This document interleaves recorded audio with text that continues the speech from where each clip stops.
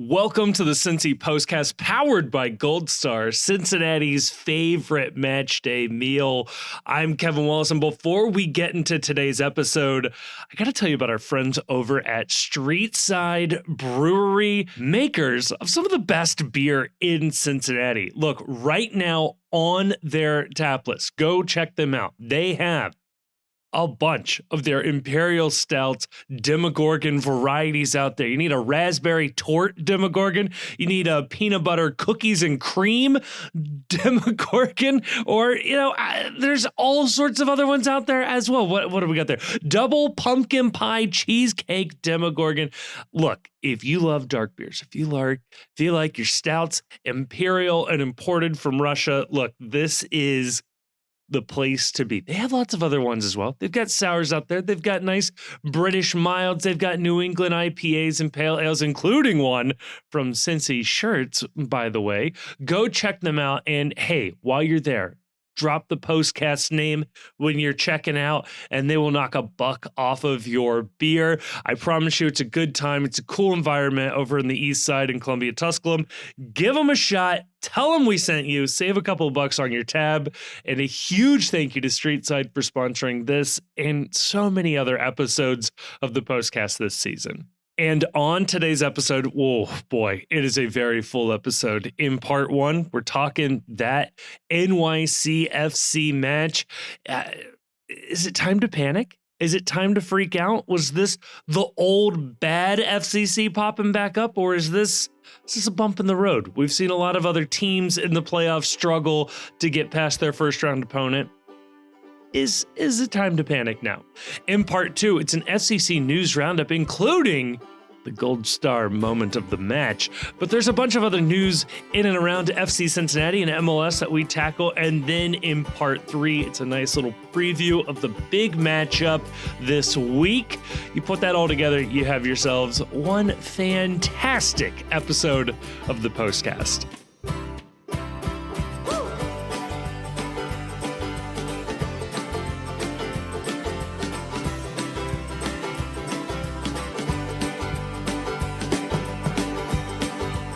Joining me to talk about all of that and more, I've got two gentlemen here that have just barely survived the weekend that was in MLS and FC Cincinnati, joined by the Chief, joined by Grayson. Chief, let me ask you this. Do all of these other teams struggling in the playoffs outside of LA Galaxy, does it make you feel better about FC Cincinnati?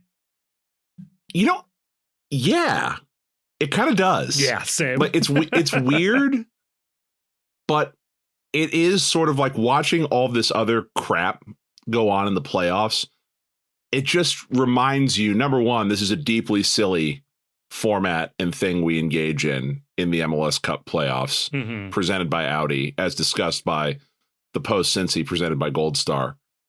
It really does. And we're going to talk about it with the actual game itself, but, better us than some teams right now. Yeah, it could be worse. It could be worse. That's about where I'm at on this, is that it could be worse. Grayson, does it make you feel better to see like the juggernaut in Miami struggle to put away an objectively bad Atlanta team? Yeah, I felt pretty good about that. I'll be honest, I'm kind of coming around to the format. Whoa. Like, how dare you? Whoa. How dare you? So, now we've really sold out. So that's presented by MLS now. I guess it's not like, so I want to take that back a little bit. Okay, good. Now that we've had like the scheduling this weekend has been so much better. Yes. Of putting the games Friday, Saturday, Sunday. Why couldn't they do this week one? Right. Like way better scheduling. And I've actually watched more of it than I'm used to. And the games have been super fun. Like both the games today that are over, and then this Vancouver LAFC game that's underway, like it's exciting. Yeah, sure is. May I interest you in the idea and though that the fact that it's that both teams get a home game is a huge part of why it's so exciting. May I interest you in the idea that perhaps you could accomplish the exact same level of excitement with home and away legs and just doing it in 2 matches? Sure, but I do understand that you want to give the higher seed some kind of advantage. And I've been thinking about this, but continue. And so a one-off, like single elimination at the higher seed's place, boom, good advantage. easy. A 3-game series, well, if it goes 3, the higher seed gets 2 games at home, boom, advantage. Yeah. If the 2-leg series, there's not a home advantage. And I don't think that it's advantageous necessarily to like, it's certainly not advantageous to host the first game. Yeah, that's always series. The tricky one, right? And I'm not sure that it's like meaningfully advantageous to host the second game. And then either way, you're kind of asking for a terrible first leg. What about this? What if they go to home and away and the higher seed owns the tiebreak? So there is no away goal rule any longer, just that in the event of an aggregate tie, the higher seed goes through. So, you know who agrees with you? Liga MX. That's how they do the playoffs. See, look at that. I don't even speak a word of Spanish, and I'm copying their format right here. Yeah, higher seed advances in the result of a tie. I don't remember off the top of my head if they do home and away. I think it's 1 leg, but tie goes to the higher seed. So yeah. I'm into it. The other thing, too, is that would be great for FC Cincinnati because it would limit the amount of times we would have to face penalty shots. Would love that for us. It would. And it gives like the reward for the regular season, right? And that carries through from round to round. So if you're like the 2 seed playing the 6 seed in the Eastern Conference final, hell yeah. Like you love that going to a tie because you win. So the lower seed team has a lot more to play for. They're more desperate. And I am with Grayson though, like overall, I've watched way more of the playoffs this weekend. Matches have been very entertaining. It seems like for all they want to claim, there's no stakes to any of this. Most teams are playing like they've been shot out of a cannon, which is tons of fun. Yeah. It's a great product. It just takes too damn long to get where it's going with the 3 legs. And there is this weird sort of like, it's weird to me that you will have the 3-leg opening round and then your 2 wins from MLS Cup after that. That's so strange to me. Yep. Like I think it's funny too that they play Saturday, Wednesday, Saturday multiple times throughout the season. But then when it comes to the 3-legged or the 3 match setup, but you might not need match 3. They refuse to do it. Like they could have done Friday, Tuesday, Friday for some of the teams, Saturday, Wednesday, Saturday, and then Sunday, Thursday, Sunday for the others. And that would have been fine. So like the higher seed would get the home games on the weekends and the lower seeded team would get the home game on the weekday. So like you get the advantage there or whatever. But then you could have fit the whole first round in 1 week. And like, I know that's a bummer or whatever, but like, they do that during the regular season anyway. So who gives a shit? And also, like in lots of, like in the NFL, your playoffs may only last a week there too. And that's an incredibly popular, incredibly popular sports league. March Madness. You play Thursday, Saturday, or Friday, Sunday in the opening round of the tournament. You may be done within 3 days. Over half of the field is gone out of the first weekend. Yes. Yeah. No, it's this. The games are very exciting, but part of being exciting is pace. And when it drags on and like the finish line seems so far away, it reduces the urgency of everything that is happening. Like the playoffs are exciting, but they don't feel urgent because the games are so separated and spaced apart from one another. And like with FC Cincinnati this past weekend, the game felt important but not urgent because in the back of your mind, okay, now no matter what happens here, they may have another game in a week's time. So that sense of immediacy or that sense of urgency just doesn't exist. And this is the only playoff format that's like this. In the NFL, they go a week between games, but it's one and done. Every game could be an elimination game. Even in sports where they have best of 7 series, they're playing, Monday, Wednesday. Like there is never more than a day or two between the next game. This idea that it could be 14 to 15 days between when you start and when you finish is it doesn't work for me. It doesn't have the urgency that a playoff should have. Games are great, just the pacing is just off. Yeah. Well, like Ricky Puig had a tweet, complaining about how there's 22 days before LA Galaxy's next playoff game, and I'm like, man, skill issue. having too much of it. Yeah, suffering from success. Yeah. You should have dragged Colorado around. Yeah, this is the real life of the LeBron meme. Can't believe this my life. And if he loves that, boy, will he be excited by the potential 5 to 6 week break in the middle of the MLS season when they flip to the winter schedule. I still think a break during the regular season is much preferred than 2 breaks during the playoffs. That's brutal.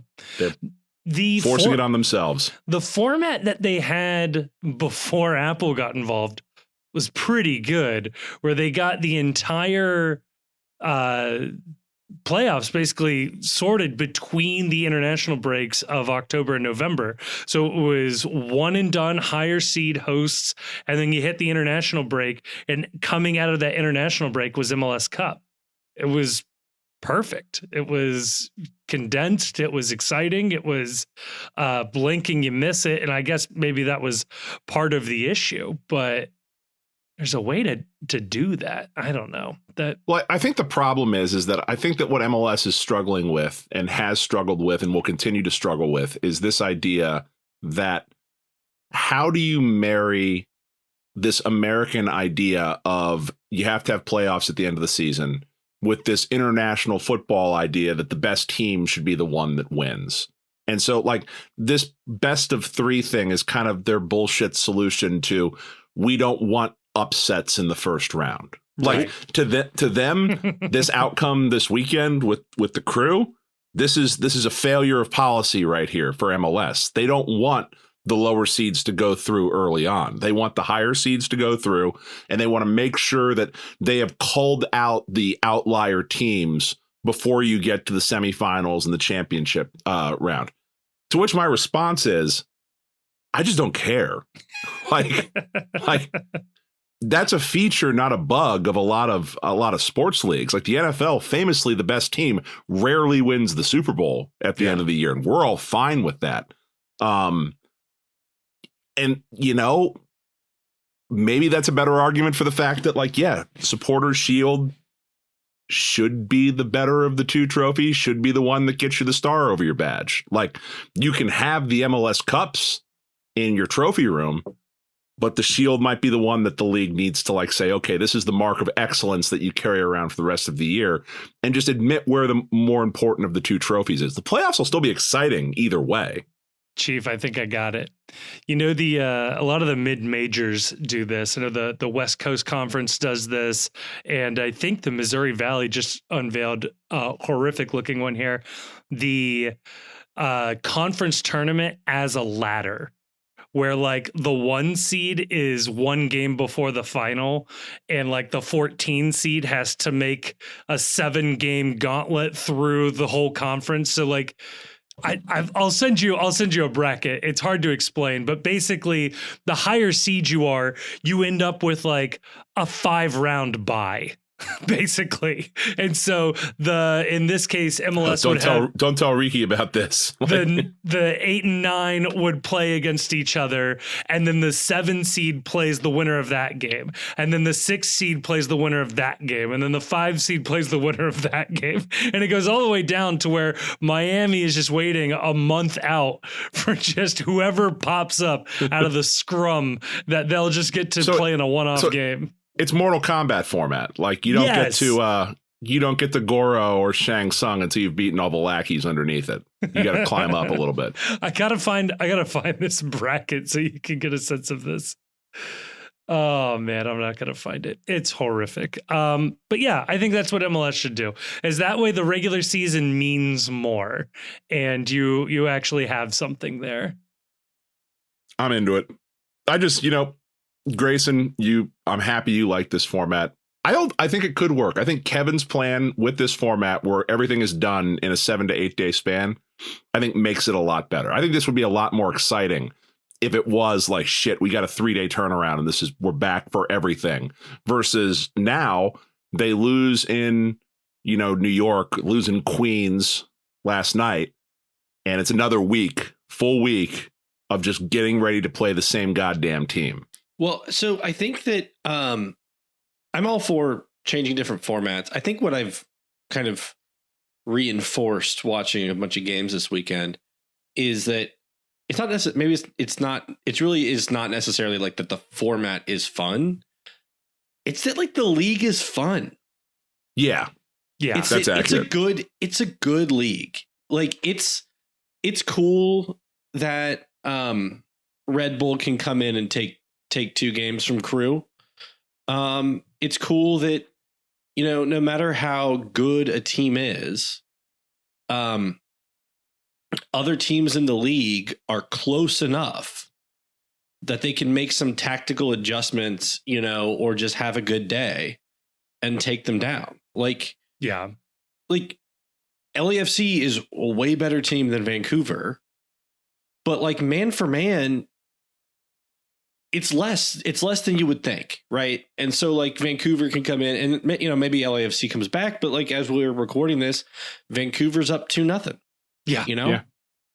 And that's there's real drama when teams in this league play each other. And that's true.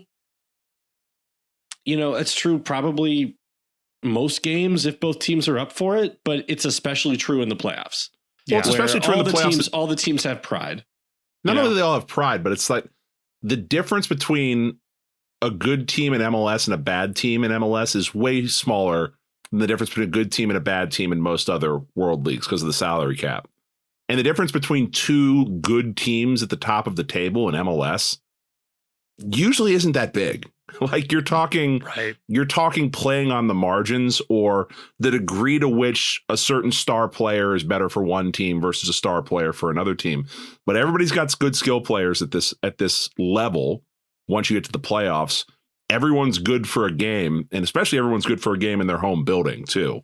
So it makes these games exciting. But again, it's sort of like we talked about this last year when we were coping with the playoff loss. It's that there's a certain element of random chance to it at this point in the season. And it's any team is an injury or a lack of form or a lack of fitness away from undoing all of the progress in their season, all of the accomplishments in their season, because the margins are so small, because the salary cap and the roster restrictions are so punitive. It's hard to build a team that's a lot better than all the other teams around them. And we are seeing that play out right now, that this Miami team that everyone was talking about as the, one of the greatest MLS teams of all time is going to have to go back and win a home game in game 3, an elimination game. They didn't cakewalk through the playoffs at all.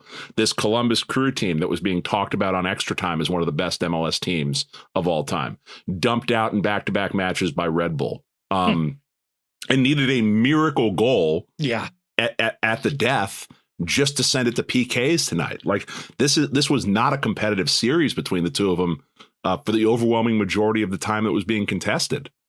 I had a conversation with a buddy one time about how like in the US basically if you don't win the tournament in your league, you're immediately out of the greatest team of all time conversation, no matter what the deal is. Like if you're a college basketball team, if you don't win the NCAA tournament, you're out of the conversation. If you're an NFL team, like the Patriots, undefeated season, they're out.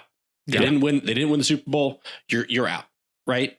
And there's like an element of irrationality to that. I mean, like, because of the randomness that can happen in playoffs, like there have been NCAA tournament teams that could probably have beaten any other team that ever played in college football, but didn't win the tournament because they had a bad game or they had a unlucky injury or whatever.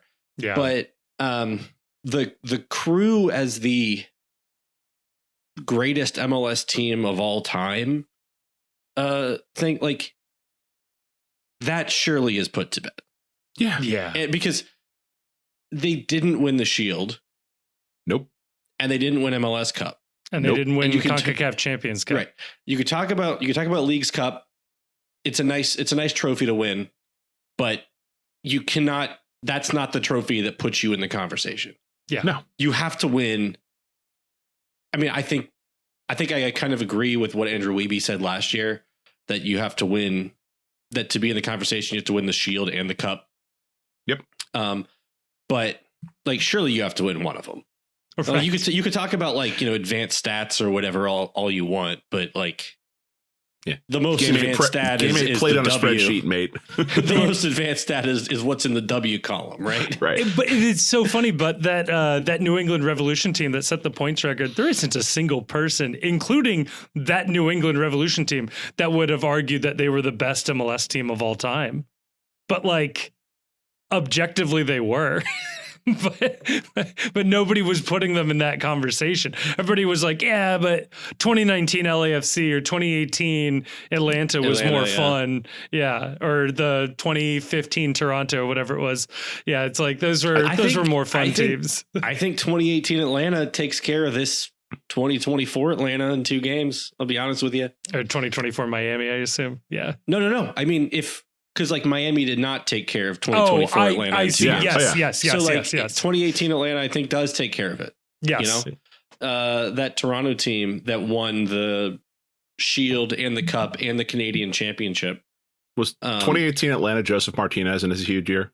Yeah. It was Joseph and it was Joseph and Almiron. And they had other guys. They had like other guys. Like that. I know, but like Martinez was insane that year. Yeah, they would wash any team in the league right now, I think. Yeah. I do want to point out, we're 20 minutes into the episode. This is not going to be another episode where we don't talk about the game. No, we'll talk about the game. Nobody think that we're going to pull that one on you twice in a year. It's funny once. Also, this is too much soccer talk to not eventually talk about the game. Right. Speaking of the game, and maybe this is a good segue. Okay. I watched it at a sports bar, new sports bar. I got in. They very graciously, put the FC game on like a massive screen. Nice. And multiple screens, even though there was college football going on. There was a gentleman who I think some people are calling him the most in pocket a man has ever been.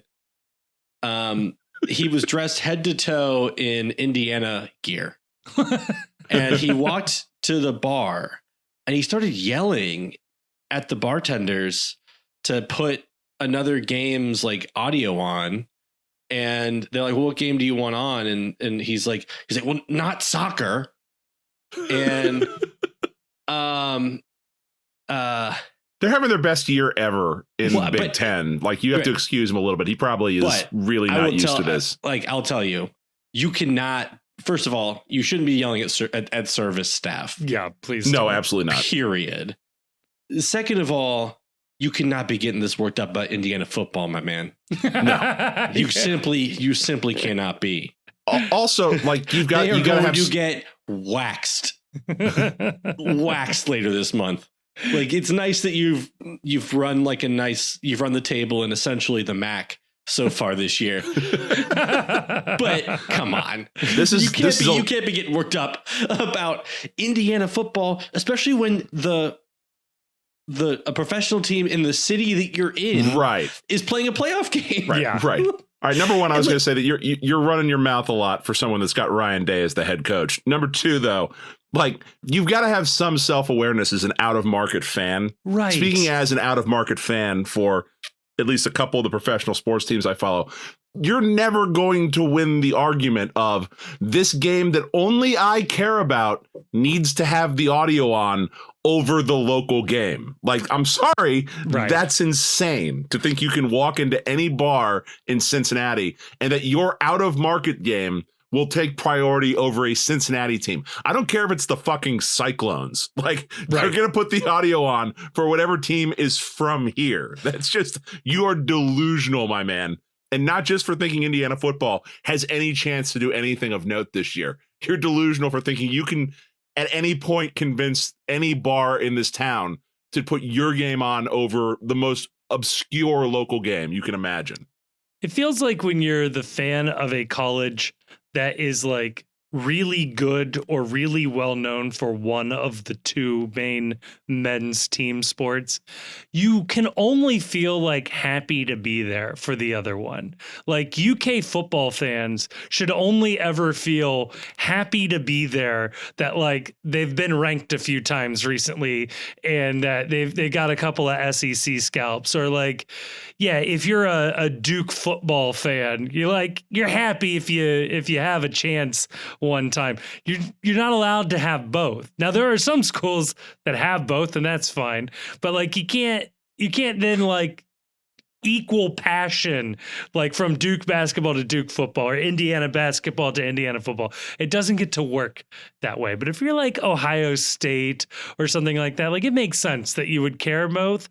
But like even Ohio State fans, I feel like don't have like national championship or bust expectations for basketball. So not anymore at any rate. If you're going to do that, if you're going to do that and you're going to be Mr. Indiana football or Mr. like Wisconsin football, whatever it is your school, you got to get together with your boys and you got to find your bar. Yeah. And it's got to be someplace that's a little off the beaten path where you're not in over the Rhine, you're not downtown, you're not trendy, you're not brand new.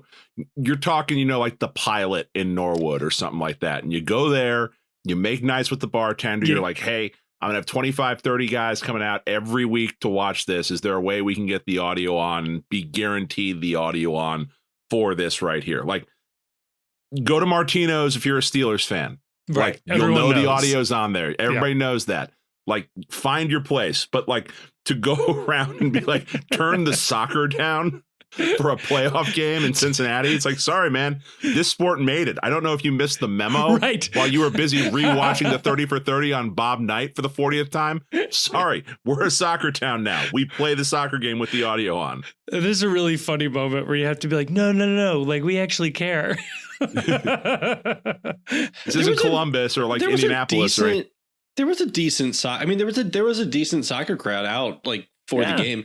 And like honestly, like I don't give a shit what sound is on, like personally. Yeah. But like I can't like it's insane to me to decide to be like, I'm gonna decide for the entire bar what sound is gonna be on like right now. Like, especially when it's already on, it would be one thing if like the Indiana game audio was on and then it was switched to not a local team. Then I could be like, hey, we wanted that one. If anybody else wants to argue it. Yeah, that's tough. Like the most I'll ever do is like, if there's sufficient TVs and, I might do, I'll do the like, hey, can we get like this game on one of the TVs? Yeah. But that's about it. Do you guys remember, are you old enough or am I the only old head here that remembers there was a place that before anyone could just get the NFL Sunday ticket, there were only certain bars or restaurants that had satellite deals. And there was a place called Damon's that used to be the only place that had national out of market games. And they had this thing where at your table, they had a little box and you turned the knob to whatever audio you wanted to get so that at your table you could listen, you could make sure that whatever game you were watching had the audio coming out of the speaker right there.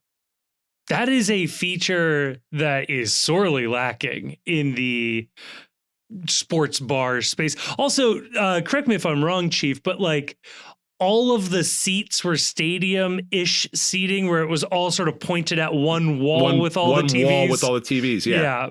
So you would think that like at this point they would have the ability where if you're at a bar, or somebody should sell this, that you're at a bar where there are 15 or like there's 10 games on, that you can download an app and throw your headphones in and get the audio for whichever one of those TVs that you want, even if that audio isn't on. Yeah. Or even just like play it through the speakerphone or whatever, just at your table. If at everybody your table, was doing it, it'd be fine. They should hand out those things that you get at like the museum.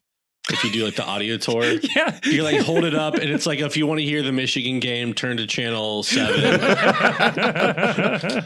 They should do it like the Louvre, where you get like a Nintendo 3DS for some reason. Right. Like the last place on the planet where those are still being handed out. It's like, does this come with Mario Kart too? Because the line for the Mona Lisa is a little long. They did not have that when I went to the Louvre. It must be a more recent development. Contemporary Arts Center would hand out the first MP3 player ever created. It was always fun to get that one to walk around with.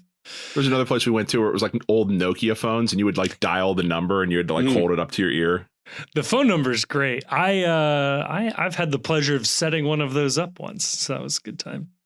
There you go. Boy. Well, speaking of phoning it in, should we talk about this game? And sure.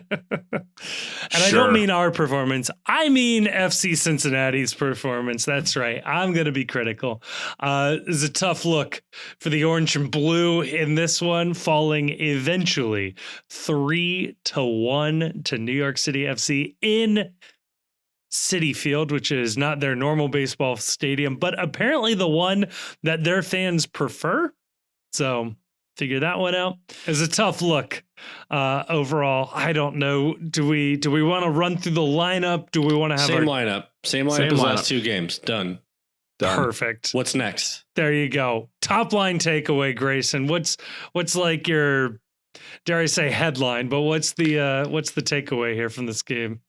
My headline is I'm not very alarmed by the game, by the result, by the performance. Okay. I think it was sloppy for sure.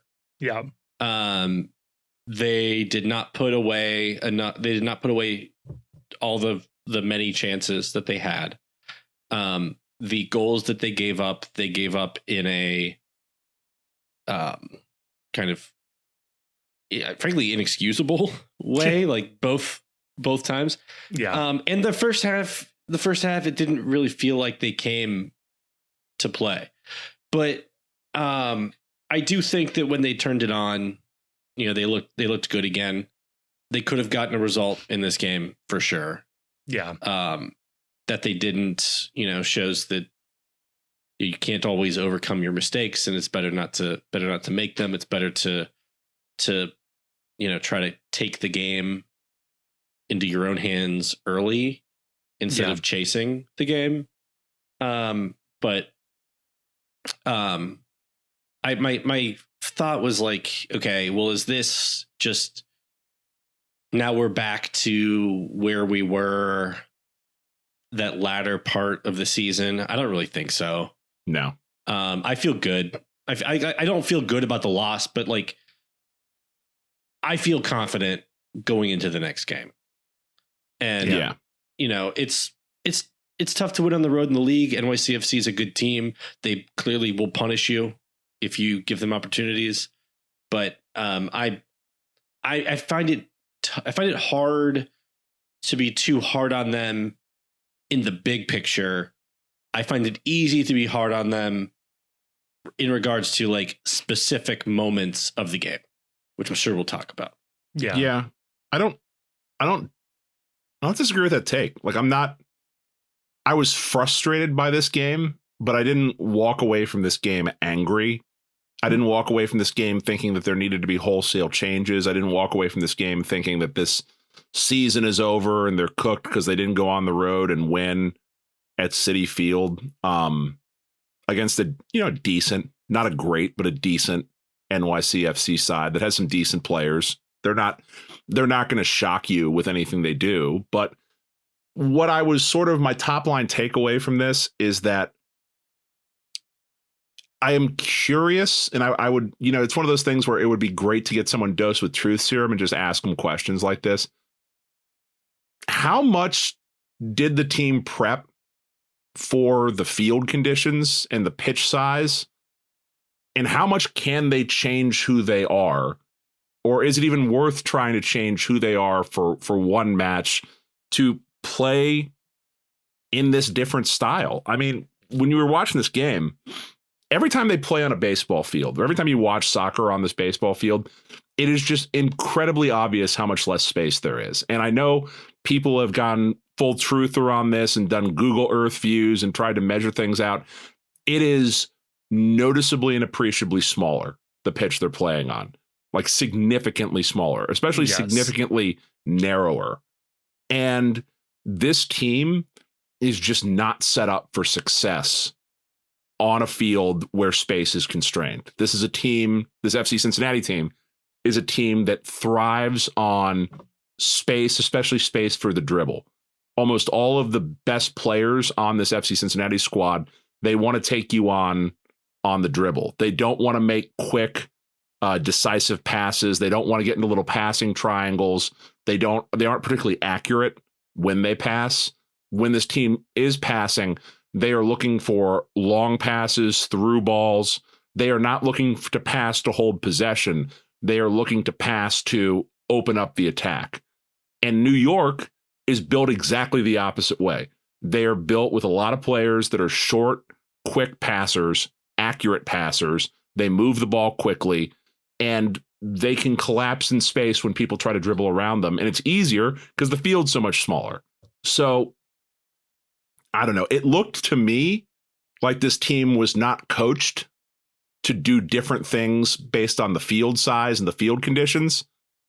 And it's probably because, if I had to guess, it's because they found something that works and they're confident they can go home to Cincinnati and get a result playing their style. So there's no sense in trying to learn to do something completely different on a short, one-off game on the road. So I'm not worried. This team, this new NYCFC team, they couldn't defend FC Cincinnati on a full field. Like, it looked non-competitive when there was enough space for FC Cincinnati to play its game. There's no reason that I can think of to believe that they won't be able to come back to TQL Stadium and replicate what they did in game one. So I'm frustrated they have to come back and do it again. I'm frustrated that my account's going to get charged for another set of tickets, but I'm not worried. Yeah.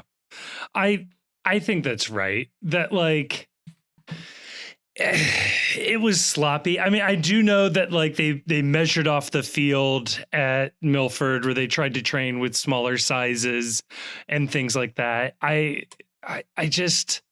have to think that once they gave up the first goal, that the conditions are so bad, and that, again, going back to the format, that, like, I don't know. You kind of have to feel like, shit. Like, this game sucks. This team sucks. This field sucks. Let's just get out of this game and we'll beat them at home. Like, that's really what the first half felt like. And then after Orellano gets one back, then it's like, all right, now we might be able to get a second goal here. See if we can't put it away in penalties, just make it a coin flip, see what happens here. But it really did feel like, you can afford to lose one. It's not a big deal. I mean, here's actually a wild thing for you in terms of New York City overall. When you look at the home form for teams, New York City is the 7th best team in the league. If you strictly look at their home performance, if you look at strictly their away performance in 2024, 17th best team. That's good for an entire point difference of home versus away form over the course of this season. They are a team that is not only designed to win in these tight spaces, but that every team in the league basically struggles to do this. It's funny looking around the other teams with better goal differential or points per game differentials. There's only 2 teams better than them. One of them, well, there's a couple of teams, but the big notable ones, LA Galaxy. I don't know why. And Dallas. And Dallas is a funny one just because it's fucking hot in the summer and these other teams aren't ready for it. It looks like Rapids are tied and Portland is just a hair above them as well. But yeah, that's pretty noticeable when it comes to your points per game difference, home versus away. It's a shit place to play. This is a tough one. Yeah. And we don't have the players, like our players are uniquely situated to not succeed there. Like the 2 best players on FC Cincinnati's attack, Luca is a dribbly boy. We've said it before. And Lucho, dribbly boy. And if you look at the way NYCFC was playing this game, they collapsed in as soon as either one of them got the ball. We're going to collapse in because we don't worry about you creating space with a pass because there's no space on the field. And so we're going to dispossess you. We're going to harass you. We're going to collapse 2 and 3 guys on you. And, Luke is just not a good passer. Like, just isn't. He does not have great passing vision. He has an incredible vision for a shot. He has incredible ball skills. He moves incredibly well. Passing, poor. Below average would be generous to say for it. And this was a game that demanded the ball move better, the ball move faster, and that you use the ball and use passing to open things up on the field. There just isn't enough space to create off the dribble on a field like this. Yeah. Just real quick, while I have this chart up, because I'm sure people are curious. FC Cincinnati. So I'll just say here real quick, you've got Orlando and Minnesota both with negative 0.12 points per game difference, home versus away, as in they do a little better away from home than at home. Vancouver and Philadelphia, negative 0.18. Whoa, that's a little crazy. DC United, very strange one, negative 0.35. That's pretty wild right there. And then Cincinnati is negative 0.65. We are worse by half. We double DC's negative advantage on the road versus at home.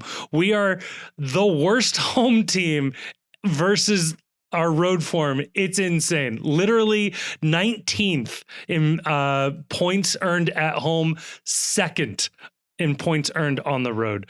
Miami is a very weird one. They have exactly 0 difference, home versus away. Both of them, they averaged 2.18 points per game. So there you go. Fun facts. There's your Galaxy Brain take, is that you actually wanted Crew to win if we were to advance past NYCFC, because we have a better matchup on the road and we perform better this year versus Crew than New York Red Bulls.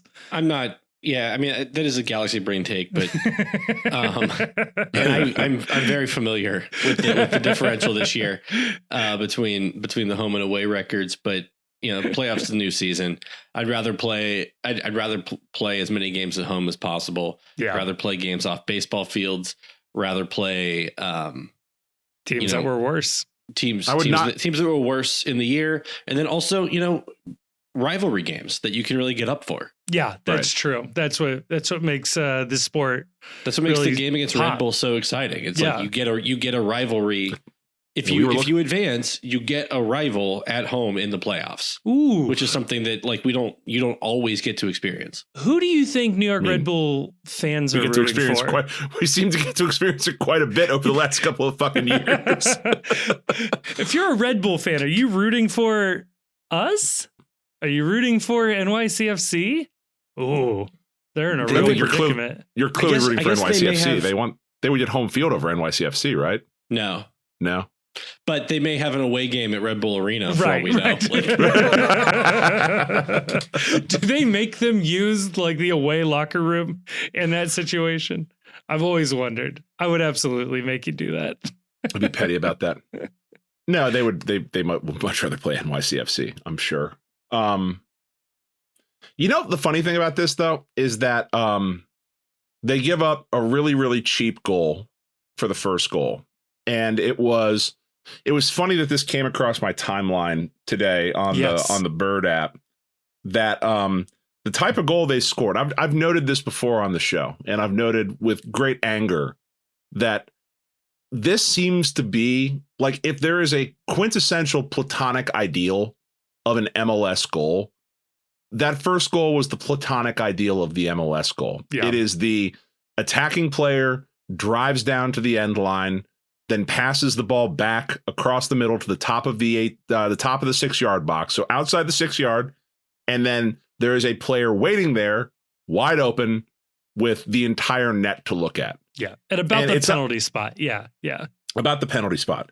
And like, this is something that like Man City, that they drill this over and over again, of this idea. They call it into the half spaces of the 18-yard box, getting the ball outside the 6-yard on the left or the right hand side, and then cutting it back into they call it the second 6-yard box. And there's a big book on it that it's part of their tactics guide.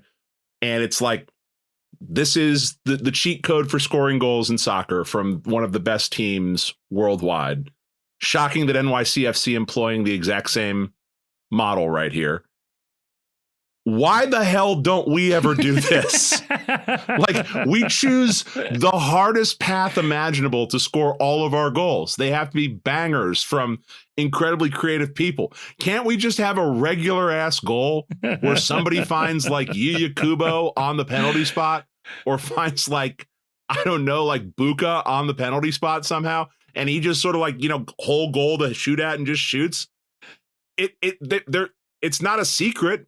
This isn't like, the Colonel's original recipe herbs and spices that's locked up somewhere. It's very easy to figure out how this works. Can we just start scoring goals this way, for the love of Christ?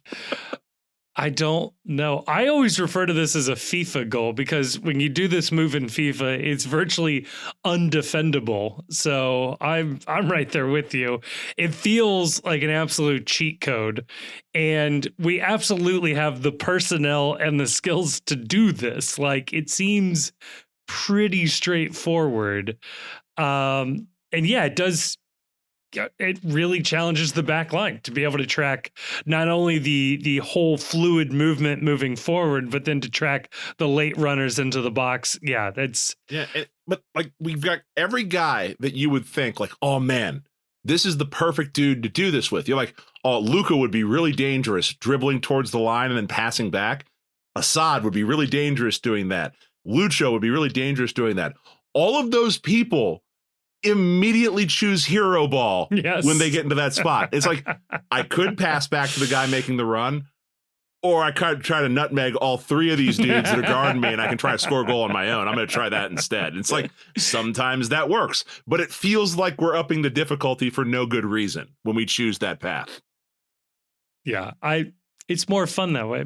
I will say on the goal, though, if you needed to assign blame, I'll put it at Obi. If you go back and watch it, he is running with the play, and then after the pass that unlocks the runner in behind, he just sort of gives up. He's just sort of walking, very light jog, and the guy he had been tracking the whole time is, wouldn't you know it, wide open in the middle of the box, literally at the penalty spot. He's got a good 8-yard radius around him with not a single player from either team near him.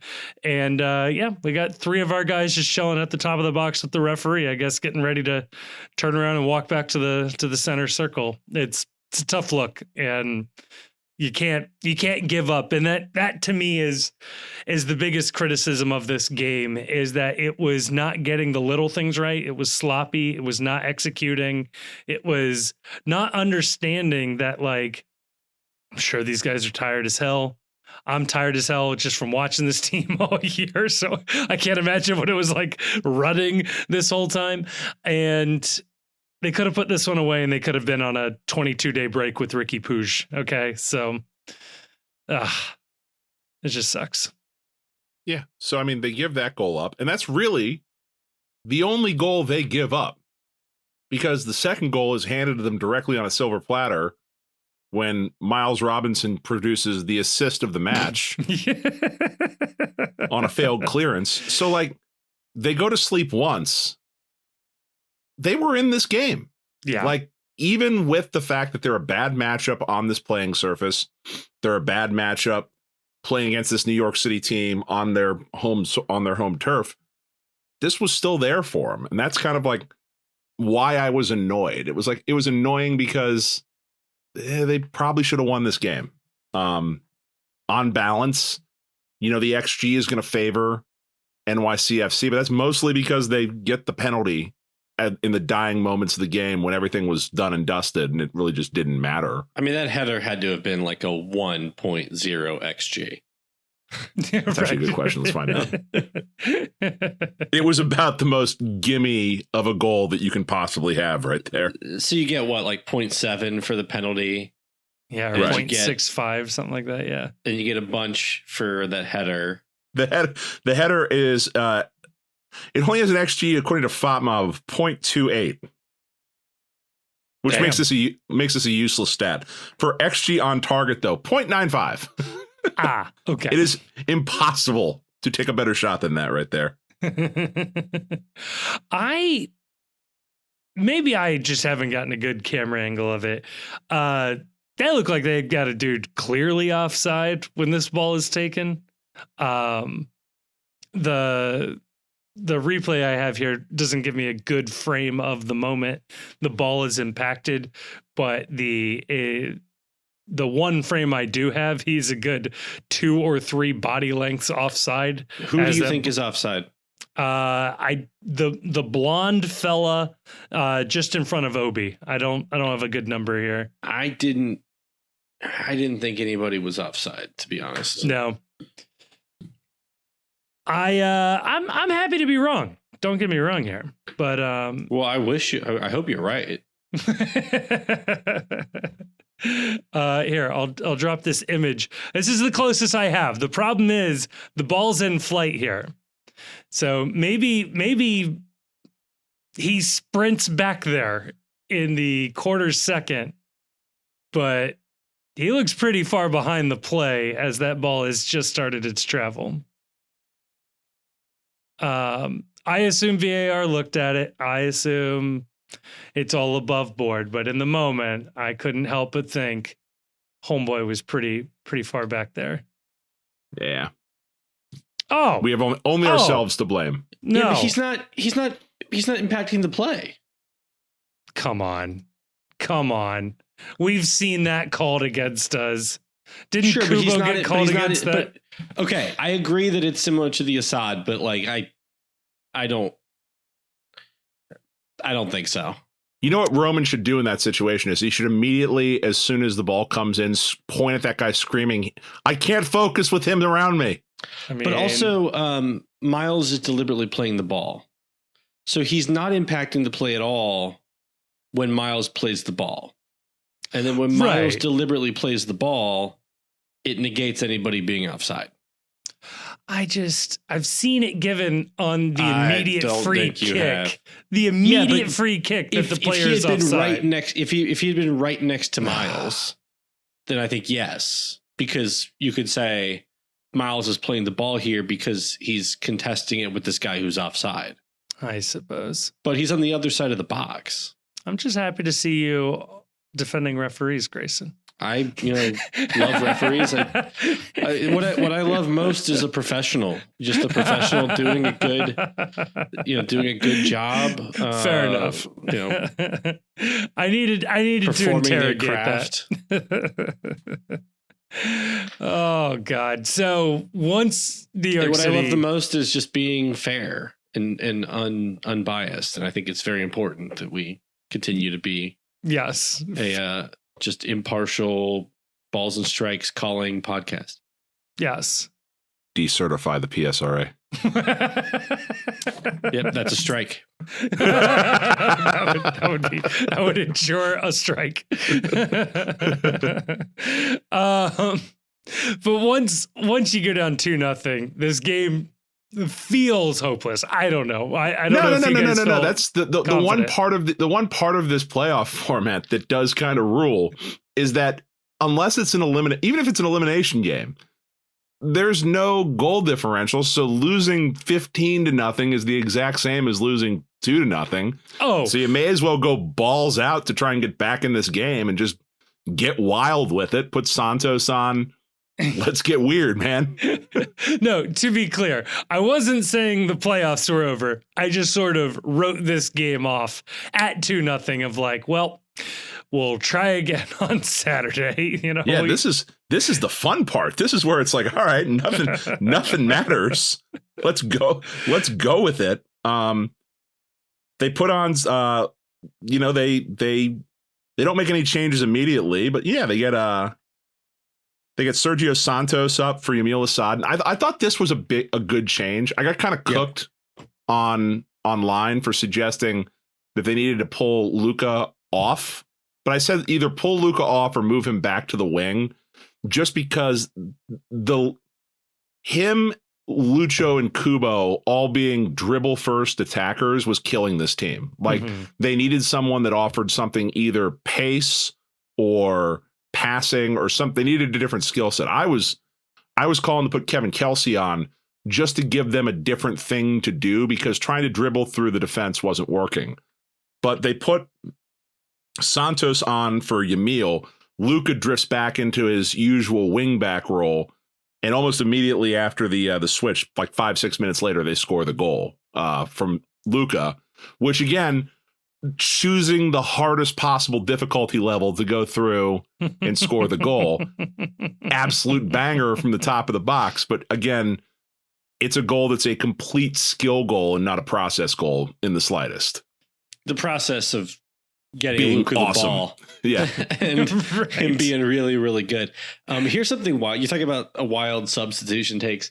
In the moment, like around like the 55th minute, just shows you like maybe I was rattled by that Indiana guy. I don't know. But I was openly calling for Nico for Kubo. Whoa. Wow. I don't know what was going on. But I was like, I wonder how close Nico was to coming in for ultimately Kubo's spot. So Kubo moves to the left wing back in this with this substitution to allow for Santos to go up top and for Asad to come out. So Santos did not take Assad's spot there as the left wing back. That was Kubo. So yeah, I do wonder if Nico was, if there was a debate. Did the coaches discuss it? Was there a thought as to who should come in? Great goal though. Great goal. It's awesome. Just a banger. It's the pressure. Like we haven't seen one of these in some time, but this used to be a hallmark of especially Brenner era FCC, of being able to apply pressure to these teams and force silly mistakes. And it's awesome. Orellano does good stuff here. Then comes my favorite substitution of the match. Yeah. We're taking Pavel down and putting on Kevin Kelsey, which is, again, these are the substitutions where it doesn't matter if you lose by a million. Yep. You're just trying to get back in and force some PKs out of this. I was like, screw it, take Obi off and let's get Dotto on here too. Like, let's get real weird with it. It's actually offensive that we did not get Dotto for Obi. Like, come on. If we're just going to do dribbly boys, let's just get all the dribbly boys. All gas, no brakes. Like, just we are. The only way out is up. And, but no, Pavel gets a nice little rest there that I'm sure he richly deserves, considering he plays every minute of every other game this year. And he runs the most on the team. Yes. And what a shitty deal for him that he gets taken off on the smallest field he'll have to run on all year. Yeah, coach, of all the games to go full 90, I wouldn't have minded this one so much. Yeah, this is the easiest full 90 you'll go in MLS. There's just not a lot of room to run. And then Powell for Yedlin, which but I do want to point out that there was some concern going into this one about the health of Obi, who picked up a knock partway through training the week leading up to this, and Yedlin, who had a back issue that pulled him out of the game, game one, halfway through. It was good to see Yedlin go 75 minutes. I don't think he came out due to injury. I think it was just rotation. I think it was getting fresh legs there. Yeah. And Obu goes the full 90. So really good to see if you were worried about those guys and their health. Should we talk about our boy Alvis? I see you are so critical of him, Chief. I was in love with not only was I critical, I was watching this game at Streetside, and I may have yelled out, "Oh my God, cut him right now!" I am full hashtag Alvis did nothing wrong. Okay, I was full Alvis out. I was like, I don't care that you're named after the king. Like, we're done here. Powell was trying shit, and I appreciated that. And I do think that his chances were good and well taken. Oh my God. He looked like me trying to play Call of Duty back during the pandemic. I was lining this. He lined the sniper shot up. Like, he took an extra touch, lined the shot up, and still fucked it up. He got a shot on target, which is more than we can say for the target was every striker. The target was on the this keeper. At the guy. I'm just saying, there's a better effort than we've ever seen of designated player striker Nico Gioacchini. Okay, that's not bad from your backup right wing back. Oh. And there isn't a better option. I mean, I guess he could have played in Kubo, but or that just wasn't going anywhere. Taking a better shot. Like, is that off the table? It's a good shot. Freeze had it covered. It's a tough angle there. It's just we are addicted. We are addicted to giving every goalkeeper the best highlight reel they will have all year. I mean, by most metrics, Freeze was a top 3 goalkeeper in like everything this year. He's a very good goalkeeper. It's MLS. There are no good goalkeepers in MLS. Sir. Sorry. Tell me right now you wouldn't trade in Roman Celentano for a top 5 goalkeeper in this league. No, it's potato, all these guys. I'm not trading Roman for anybody, to be honest. No, not at all. We have that, like, in my view, we have the position sorted. So. Oh, don't get me wrong. I'm just, we lose a penalty shootout on Saturday. I bet we get a different tune out of old Chief here. That's because I told you I'm irrational about this. We should make all our penalties and we should stop all our penalties. I understand those two things are incompatible. Let me live my life. I'm watching New York Red Bulls keepers save 3 in a row to win them that playoff series. And you get a little jealous. Houston's keeper saved none. Even though he was doing a lot of chirping. That's true. I do like good chirping, though. Yeah. Roman is good at chirping. 38-year-old man with a foot-long rat tail. Yeah, he's got like the Jedi Padawan thing going on. It's good. Right. He'll never make the council at this rate. Anyway. I think, do you think Roman might just need to start like talking more trash? Just to pump himself up a little bit before penalties? He talks a little bit of trash. He needs to talk more trash. I think it comes across as like forced, right? It's just like not. What if he shaved his head? Does he need to shave his head? Shave head with mustache? Shaved head with mustache. Oof. I think or does he need to join the Blonde Boys? I think he's just going to be a goofy gamer guy. Yeah. No, but like, what about the blonde hair? What if he joined the blonde hair with Lucho and Luca? just a little bit of a vibes change. I don't think so. No, there's nothing wrong with Roman. Don't get me wrong. No. I'm just there's some really good goalkeepers in this league. He's got to pick one. He's got to pick if we want to win a penalty shootout, he's got to pick either shaved head, blonde hair, or he's got to grow mutton chops. Those are the only 3 options. You want him to go like full Civil War facial hair? I'm not opposed. General Roman, the Roman general. I'm not opposed to mutton chops. Grayson's intrigued by the mutton chop idea. I think mutton chops be a great look for a goalkeeper. Honestly, that'd be intimidating as hell. Let's run it up the flagpole. Oh God! Yeah, if anyone's listening and can get word to Mr. Celentano, consider mutton. Yes. Now I do want to get Grayson's take on New York's final goal, and by final goal I mean the penalty awarded for this one. I say that because this feels like a play that happens to Lucho and to a lesser extent Luca twice a game, 3 times a game. It was super soft. I don't understand. Not a penalty that you're ever going to be able to like overturn on VAR. Right. Because like there is contact, but like every time a dribbler guy is in the box, defenders put their hands on them. Yeah. And I don't really like, for me, he goes down super easy. I don't see like a lot of force being applied or like tugging or pulling, right. To really earn that foul. And yeah, like you could have called that for Lucho this game. Yeah.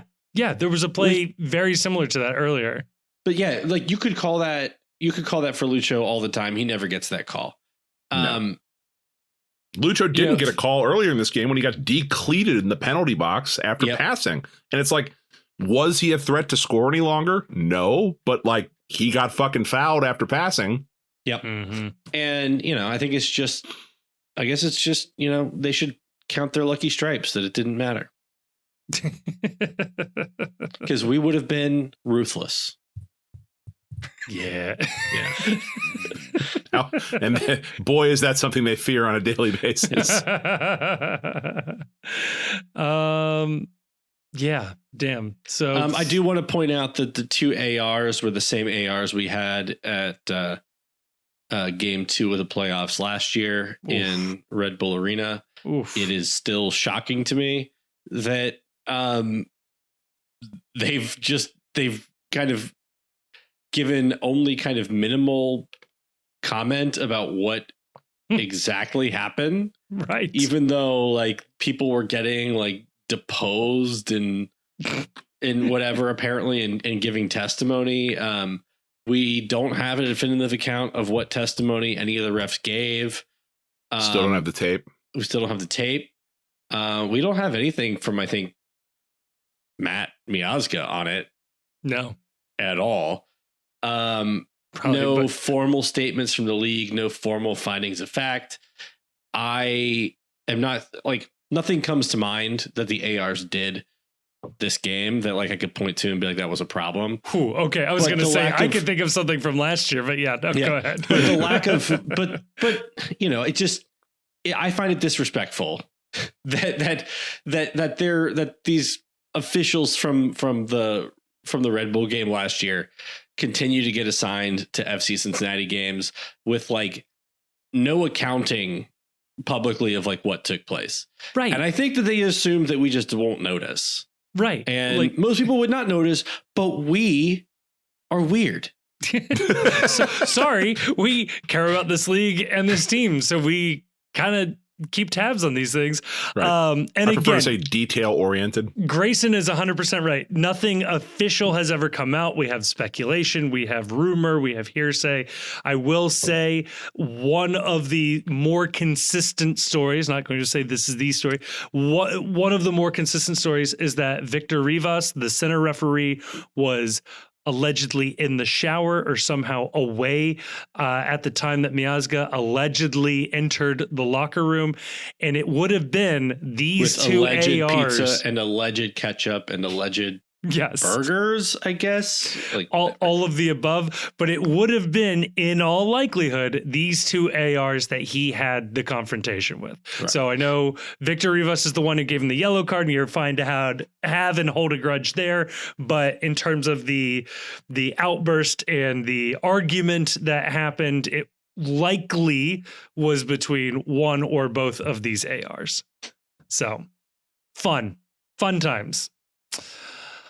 Is there anything else from this game we want to or need to touch on, or can we lay it to bed? I would love to move on. Let's move on. We got a little bit of a news roundup for part 2. There's just been a lot going on around the league, around the team. So we'll touch on a couple of those things, and then we'll wrap you up with a preview in part 3. So prepare yourself for that. And before we get to that next part of the episode, I got to tell you about our other friends over at Cincy Shirts. Look, they've been with us from the beginning. They've been some of the earliest supporters of FC Cincinnati, and it is everybody's favorite spot to get Cincinnati apparel. Look, we're cheering on the FC through the playoffs, making the cup run. Get yourself some new gear, all right? Get yourself some watch party shirts and pick it up at Cincy Shirts. That's where you want to go. Hey, when you're there, use the promo code ThePostCincy. That's all one word, all caps. They'll knock 10% off of your order. You can use this in store, by the way. They've got 3 locations. You can find them over in Northern Kentucky, Loveland, and in Oakley Hyde Park. It's a really, really nice experience going in the store because you can make some slight modifications. You can ask for something a little bit different. For example, hey, by the way, we sell merch over at Cincy Shirts. You can use the link down in the description of this episode, or you can search The Post Cincy on their website. And we've got a bunch of shirts. One of those shirts is one that kind of looks like a jersey. All right, kind of looks like a kit. If you go in store, you can get it printed on the back of the shirt. How about that? They also have youth sizes available, and I know that because I have outfitted my kids in Opie shirts. Okay, so don't let that be a hindrance to you.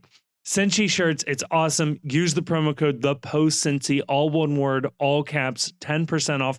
By the way, the code works on the Post's merch. How about that? You can double up. So head on over to Cincy Shirts, either in person or online. Link in the description. Pick up some new gear for the playoff run. They also have tons of Reds, Bengals, and basically every Cincinnati neighborhood represented in there.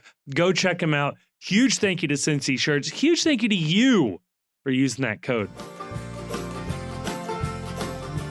All right, we are back. And God, I can't think of anything better to start with an FCC news roundup than with our Gold Star shining moment of the match. Gentlemen, this is always a tough one to ask people for after a loss. It's always a tough one to ask. It's the second time we've asked, and the first time we've ever asked after a loss. Well, it was tough this time, and therefore always tough. I feel like asking people to like, hey, tell us your favorite moment of that game of this horrid loss that ultimately doesn't mean anything. A 3-1 defeat is always tough. Okay, I said always again. Whatever. We got a couple of comments on Instagram. Thanks to everybody following us over on Instagram. There's some content going up over there. You might enjoy it. I had a lot of fun putting together the preview graphic for this one, for this game. So yeah, I don't know. I thought that was fun. The Schwai man, I wonder who that is, said, Orion Kenobi dragging us from the depths of hell again. He was our only hope. I thought that was good. Ars Lovin, Noonan's new aggressive sub pattern. Very good moment of the game. Lack of Zach said, feeling like I was watching a late 2000s Raider game with the baseball field creeping onto the pitch. That is fun. I kind of miss the Raiders playing on a dirt field for half the field. It's a good time. I don't know if this happened in the match, but, you know, I like this moment too. I'm doing fine, okay, commented. Great username. People are asking a lot of questions that are already being addressed by my username. Watching Miami lose and listening to the local Atlanta broadcasters while trying to forget about FCC playing on a baseball field. That was a good one. And then finally, Cuccio, that's how I'm choosing to pronounce your username, said, Dave Concepcion's, I mean, Luca's banger from the shortstop position. That's a good one. Over on Blue Sky, folks, that's right. We're over on Blue Sky. Rob Suavage, which is a great name, says, watching Vancouver's up 3-0 now, by the way. Oh, my God. Maybe that's my moment, my Gold Star moment of the match. Rob Swavage says, watching the home team search desperately for an actual supporter section in a baseball stadium to celebrate scoring. It was actually a really good moment. The players running around trying to see where they could go. A couple of comments here from Twitter. Rachel Roselle saying Luca's banger, the only shining moment, unfortunately. That is true. Grumble, grumble, grumble, tweeting Orellano's disgusting goal, that nutmeg specifically. And then David throwing out there, knowing we won't have to play on another baseball field this year. Austin Ashby, sorry. This is not a Gold Star shining moment of the match, but I do want to read it. Tweeted, I couldn't even concentrate on the game. And then we got, this is a good audio meme here. We've got the woman lying in bed with the man who can't fall asleep laying next to her. The woman saying, I bet he's thinking about other women. The man saying, what could Grayson's punk rock possibly be? Punk rock joke possibly be. There you go. So some good moments to pick. So for me, I'm always going to reward a Davey reference. Same. I was about to say, like, if Luca's banger was the shining moment of the match, yes. Adding in a Dave Concepcion reference from the shortstop position, Barry Larkin also would have played in this space. But you know what? We don't give Davey enough love to the Big Red Machine here on this podcast. That's my pick. Grayson, are you with me on that? I'm with you. Dave Concepcion's banger from the shortstop position is your Gold Star shining moment of the match. Hey, congratulations, Cuccio. I'll figure out how to pronounce your name later. You just won $50 to Gold Star. Pepe. $50 to Gold Star, folks. This is a very real thing we are doing. So when you see that graphic go up, comment wherever you see it. We're on the socials. It sounds like a joke, but it's actually funnier that it's not a joke. It's a real $50 is a lot of money. That's a couple of lunches for you. You'd be all right. So much money. It's I wouldn't try 5 chili burgers. Yeah. I went and tried the chicken sandwich for lunch on Saturday. Phenomenal. High recommend. You were right. The schnitzel patty, really good stuff. You don't see it often. It's fun. I got the chili burger on Saturday. Loved it. The wife had the vegetarian chili 4-way. Also loved it. And I got to say, like, there is the chili parlor experience is a civilized experience. Yes. Right? Yes. You got real silverware, real plates. You get the ladies serving the tables. The chili parlor waitress in Cincinnati it should be like some kind of exalted position. Like it is definitely like a position of respect and esteem. Absolutely true. In Cincinnati society. You know what else? The chili parlor experience too is occasionally just going by yourself and grabbing a seat at the counter. Like that is God, there's no better feeling. It is a great, you're going in for lunch, you hop in, you sit at the counter. You know, you can dick around on your phone a little bit while you're waiting. You can watch them making the food right there. It is a great way. Like the drive-through is great. Going in and grabbing a seat at the counter, just taking a slow down moment in the otherwise hectic day that you have. It's elite. It's an elite feeling. Oh, and I'll tell you, if you're not like bringing home food for the family, I really, really encourage you to take 10 extra minutes and go in and sit at the counter. Yeah. Right. Yeah. Like if you're just driving through, because it's better. Yeah. And we're always, in this like society, we're always, running back and forth and it's just like go all the time. And you gotta be plugged in all the time. But finding like little slow moments like that, right?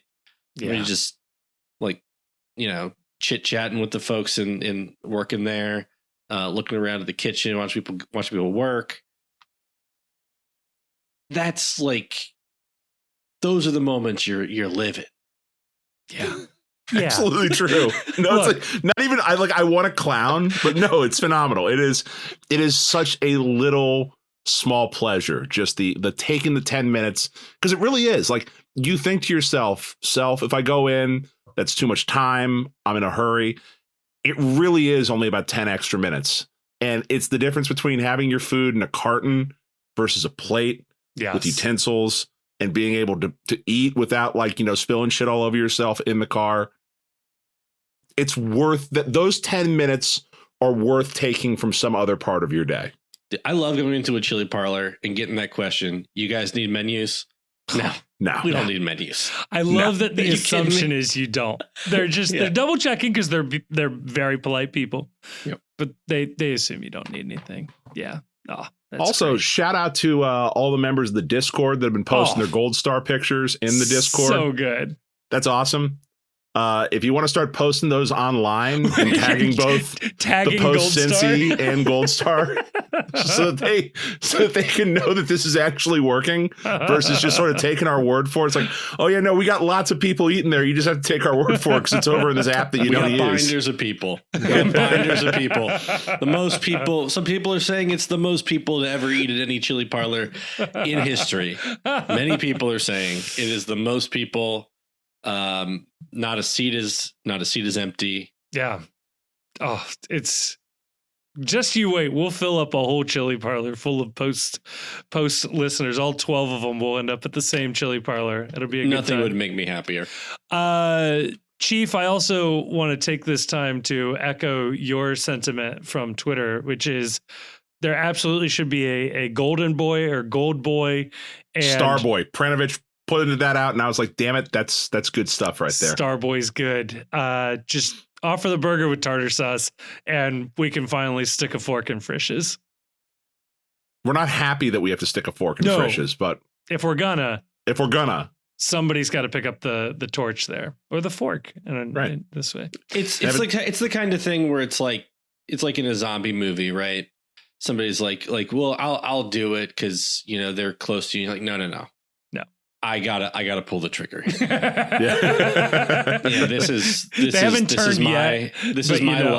is my loved one. I should be the one to do it. Yeah. It shouldn't be venture capital or whatever hedge funds from Atlanta. It's got to be one of our own. Yeah. This was discussed at my lunch. We're gonna go way off the rails here. With Chris White. Shout out Chris White. Post OG. Cities should be able to declare a business like a national landmark so that when the private equity comes in and destroys these companies, that like the city should have the ability to step in and run the business like a nonprofit to stabilize it. And I think Frisch's would pretty much reach like historic building, historic landmark status in this city, and that rather it be stripped of parts. And I understand people say that like it went downhill for years and good riddance to it. Hey, maybe their current owners weren't trying that hard. Maybe they weren't reinvesting. Maybe they weren't buying the highest quality ingredients. Maybe they weren't hiring as many people as they needed to run the kitchens or to wait the tables. So I don't disagree it went downhill, but why did it go downhill? And yeah, I don't know. I agree. Maybe there needs to be like a Modell's law for restaurants where you have to offer it for sale to local investors versus being able to just do the venture capital thing where you strip it of all of its assets, take the land that the buildings are occupying, and just basically strip it down for parts. I don't think we've mentioned this, but very funny development regarding Modell's law. Oh, yes, we haven't mentioned this. The Browns are suing the city of Cleveland and arguing that Modell's law is unconstitutional for a variety of grounds that, frankly, for our purposes don't matter. What does matter is one, right? Obviously, the Browns being the reason the law exists in the first place and now trying to kill it. Very funny. Very funny. Two, more funny to me and probably to people listening to this, is the Haslams obviously own the Browns and they're trying to kill Modell's Law. And like Modell's Law is why the Haslams own the Crew. Wouldn't they want to keep it so that they could buy the Blue Jackets later or something like? Also, this will be a topic of conversation for the offseason, but like the word has gone out apparently in Columbus that there will be matches moved to Cleveland next year. Right. And now it's not an if, it's a when. And they're in negotiation mode right now with, well, will you offer transportation to Cleveland for supporters? Will you offer reduced price tickets for people that don't want or that want to make they're negotiating with terrorists now. We've reached that point now in the Crew. So keep your eye on that. That'll be a real interesting thing to see how many games get played in Cleveland next year. That's like a little stay tuned. I guess that's like Jim Gordon walking in at the end of the movie being like, there's this guy robbing banks. He leaves this calling card. I'll look into it. Oh man, good stuff. I mean, yeah, what better way to kick off the news roundup than the Columbus Crew relocating? They're also asking the court for an advisory opinion, which famously doesn't happen. So I don't know how that's going to work with. I also don't understand like how it's that big of a barrier, because my reading of the law is that the buyer has to come from the same political entity that like the team is in. So like how many citizens of Cleveland city limits are even capable of buying an NFL team? So you don't want to ask that question because somebody will find other people to invest with them to buy an NFL franchise. I'd still when they argue come for sale. every owner would have to be from the city limits, but I don't know. The answer is nobody knows. Right. Not even the people that wrote the law. Because it doesn't make any sense. Right. It's a silly law that like if you actually look at it, it's like, right. Oh man, this is like, getting people into a room together, but like, to maybe talk about doing something, but like, but I appreciate it's got how no teeth to it, really. I appreciate how angry it appears the people were that wrote it when it was typed out originally. Yeah, because it does it gives you something to like point to, right? And you can like kind of drag somebody into court with it or whatever, like the Crew did, or the state of Ohio did. But it's mostly just like just a roadblock. Yeah, it's just like, in a negotiation, like there's different levers you can pull. This is a lever. It may not be a lever very long, but it's a lever now. Man. Yeah. Well, also, Bengals fans, keep an eye on that law. Let's see how these negotiations with the county go. Okay, let's get on to some FC Cincinnati news.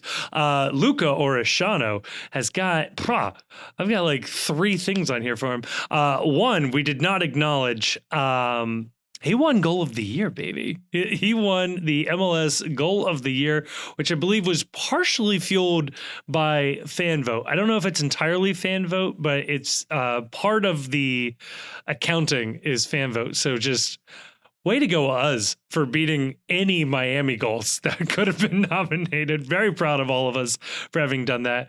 It's back-to-back for the FC. Back-to-back for FC Cincinnati. And this was his dead ball free kick, 80-something yards. Nearly 80 yards. It was like 78, 79. Yeah. One of the longest goals in MLS history. Some say the longest, but I've seen a clip of a goalkeeper scoring a goal on an NFL field that was very clearly 110 yards. I'm happy to argue I don't know what you're talking about. That doesn't look like anything to me. It was very funny. People were arguing, was it the longest goal? And then somebody just tweeted like the YouTube video, like, nah, here it is. Just like, oh shit.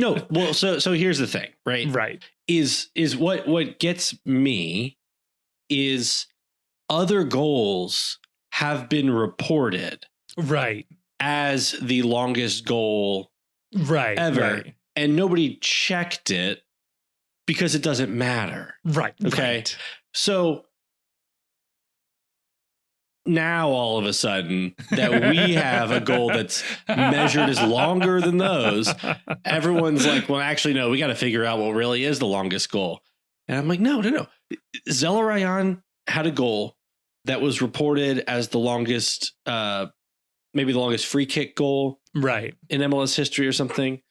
Luca's is longer. Yeah. Done and dusted. Right. That's all. That's all I need to know. Right. And until I get a correction from Columbus Dispatch on Luca Zelarayan's goal not actually having been the longest, I'm, these are the facts. I'm with you 100%. I'm right there with you. It does feel a little bit like, why are we being held to a higher standard than the Columbus Dispatch? Yeah, thank you. It reminds me of the 4 athletic writers it took to fact check the stupid Tinder meme when Brenner signed. Oh man, I destroyed them. Yeah, that got passed around the athletic office. By the way, we've taken shots. We take shots here and there. Sometimes it's in good fun. And sometimes that was real. That was a real shot. sometimes you really nail them, and that one we nailed them. Yeah. Nailed them. I nailed them to the wall. That was Grayson's Kendrick Lamar Drake beef right there. It was like he started a rap feud with the Athletic and won. He started it and won it all in one responding article. Yeah. Usually it takes Eminem that, just like one shot, kill shot. Right. We're not going to do no back and forth. I did that in 30 minutes, by the way. I was so mad. I was so mad at the article that I just sat down and cranked it out and sent it to Kevin. And this was the living embodiment of that one meme. What are you doing? What are you doing still awake? Someone's wrong online. It was I'll get it wrong, but there were literally like 3 or 4 athletic writers, and it's all the ones you're thinking of, by the way. We're all assigned to this one story, fact checking Brenner swiping on a sort of faux Tinder app, not Ajax, not Arsenal, not some Italian club, I think. It would be great. Yes, on FCC. If this was on like one of those PolitiFact checkers, it would say partially false. In fact, players don't choose teams based on swiping left and swiping right. And that's the untrue part. It's like, yeah, no shit. I don't think that was the part people were worried about.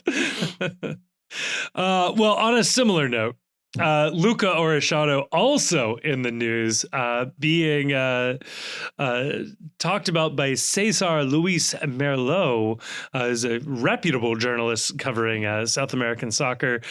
This is via Google Translate, so please bear with me if I mess this up. We got Cesar tweeting FC Cincinnati, or I should say Cincinnati FC. FC Cincinnati acquires Luca Orellano, as reported by sites somebody else that got there first. The objectives have been met, and the purchase obligation of $3 million is executed. Now, it's our understanding it's not exactly $3 million, but I'll forgive him like rounding up a little. Yeah. Now, I will say the 2.8 does matter for potentially him being a designated player, potentially. The former Vasco da Gama signing will sign until 2026 with a chance to extend for another year. So club option after that, classic MLS contract structure. So we're feeling pretty good about this, right? I mean, worst kept secret. I mean, I don't think there isn't a soul on the planet that doesn't expect this option to be picked up. I think that the only drama in all this, since, he's an MLS best 11 this year. He was an all-star. He's still scoring banger goals. He frustrates certain aspects of his game, still frustrate, but that's what an MLS player looks like. If they were great in all areas, they wouldn't be in this league. They'd be playing over in Europe. Like, I mean, his purchase option is lower than Barrial's. Right. Like, this is it's a no-brainer. Like, I would think there's a very realistic expectation that like they make money on this deal. Yeah. I mean, it's certainly a strong possibility. But like the only drama in this is figuring out if they have the dollars and cents right to avoid making him a DP. And I think that, Grayson, you were talking about on the Discord today, they have options for what to do to buy down his transfer fee to keep it from being a DP contract. But in terms of were they going to pick his option up, I think it's been a foregone conclusion since midsummer that he was going to be with this team long term. And they're saying it's a 2-year deal with an option for 27. My understanding, and to be just totally upfront and honest, I don't find the MLS published roster rules to be entirely clear on this point. But my understanding, based on listening to an interview that Garth Lagerwey recently gave to Atlanta radio, I don't know what radio station or show, apologies to whoever this was, is that if you have the GAM, you can buy down a player's entire transfer fee in a year. So none of it counts against in the year that the you're cap, purchasing or them, yeah. counts toward whether he's a DP or not. So instead of amortizing it over the life of the contract. Instead of amortizing it over the life of the contract. Yep. And because what Garth was talking about in his interview was how they've, for a couple of their players who were like high TAM players that had transfer fees, they've staggered when those transfer fees are due so that they can, buy down like Bogush's transfer fee. And I think Lobjanitsa was another one of those players whose transfer fee they're buying down. So like, and he talked about this. What he was talking about this was in the context of like this extra GAM that you get if you only have 2 DPs, right? But you also get GAM for the sale of a player you can convert up to just over $3 million of outgoing transfer fees into GAM. So like if they sell Alvaro Barreal to Cruzeiro for $4 million, right? Which the reporting out of Cruzeiro is that's going to happen. Yeah. You could take 3 and change of that, convert it to GAM, and then you can use most of that to just get rid of Luca's transfer fee. Yeah. So now all you got to worry about for accounting purposes is his salary, which I don't know if there's reporting on it. I know he was on that like minimum deal this year. Yeah. The public number is like 89,000 or something. I think it's going to be in the neighborhood of like 900. Yeah, there has been some reporting on this that it was supposed to be in the neighborhood 800 to 900,000, short of $1 million, but just a little short of $1 million. Okay, yeah. So, but that you can carry that. That's like a good salary number, and he's certainly worth it. Yeah. Oh yeah. Especially if it lets you dodge the DP tag. And also, given the flexibility of 3 DPs or 2 DPs, you could see a world where he is the DP for half the season next year, and then they drop the tag from him and sign somebody else in the summer or something like that. So I'd be surprised if he ever takes up a DP. Yeah. I'd be surprised if he takes a DP slot up at all. Yeah. Next year. I wouldn't necessarily be surprised if at some point in time, like let's say you just see like you keep seeing like linear growth from him as a player, and they're just like, you know what, this is our next Lucho or something, right? Yeah, like that doesn't seem outside the realm of possibility.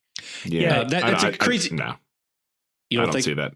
He'll be 26, maybe 27 by the end of the current contract. I'm not saying I think it's likely, and I think it's like kind of nuts to say, but like it's not impossible. Is what I'm saying. You'd have to project some serious growth for the league for that to happen. Lucho is just a weird case because of his botched transfer to PSG. He goes down to Liga MX, and at some point, I think he just decides I would rather just be an MLS player. Yeah, like he had to make a decision that a lot of people at his skill set don't make at the age he made it.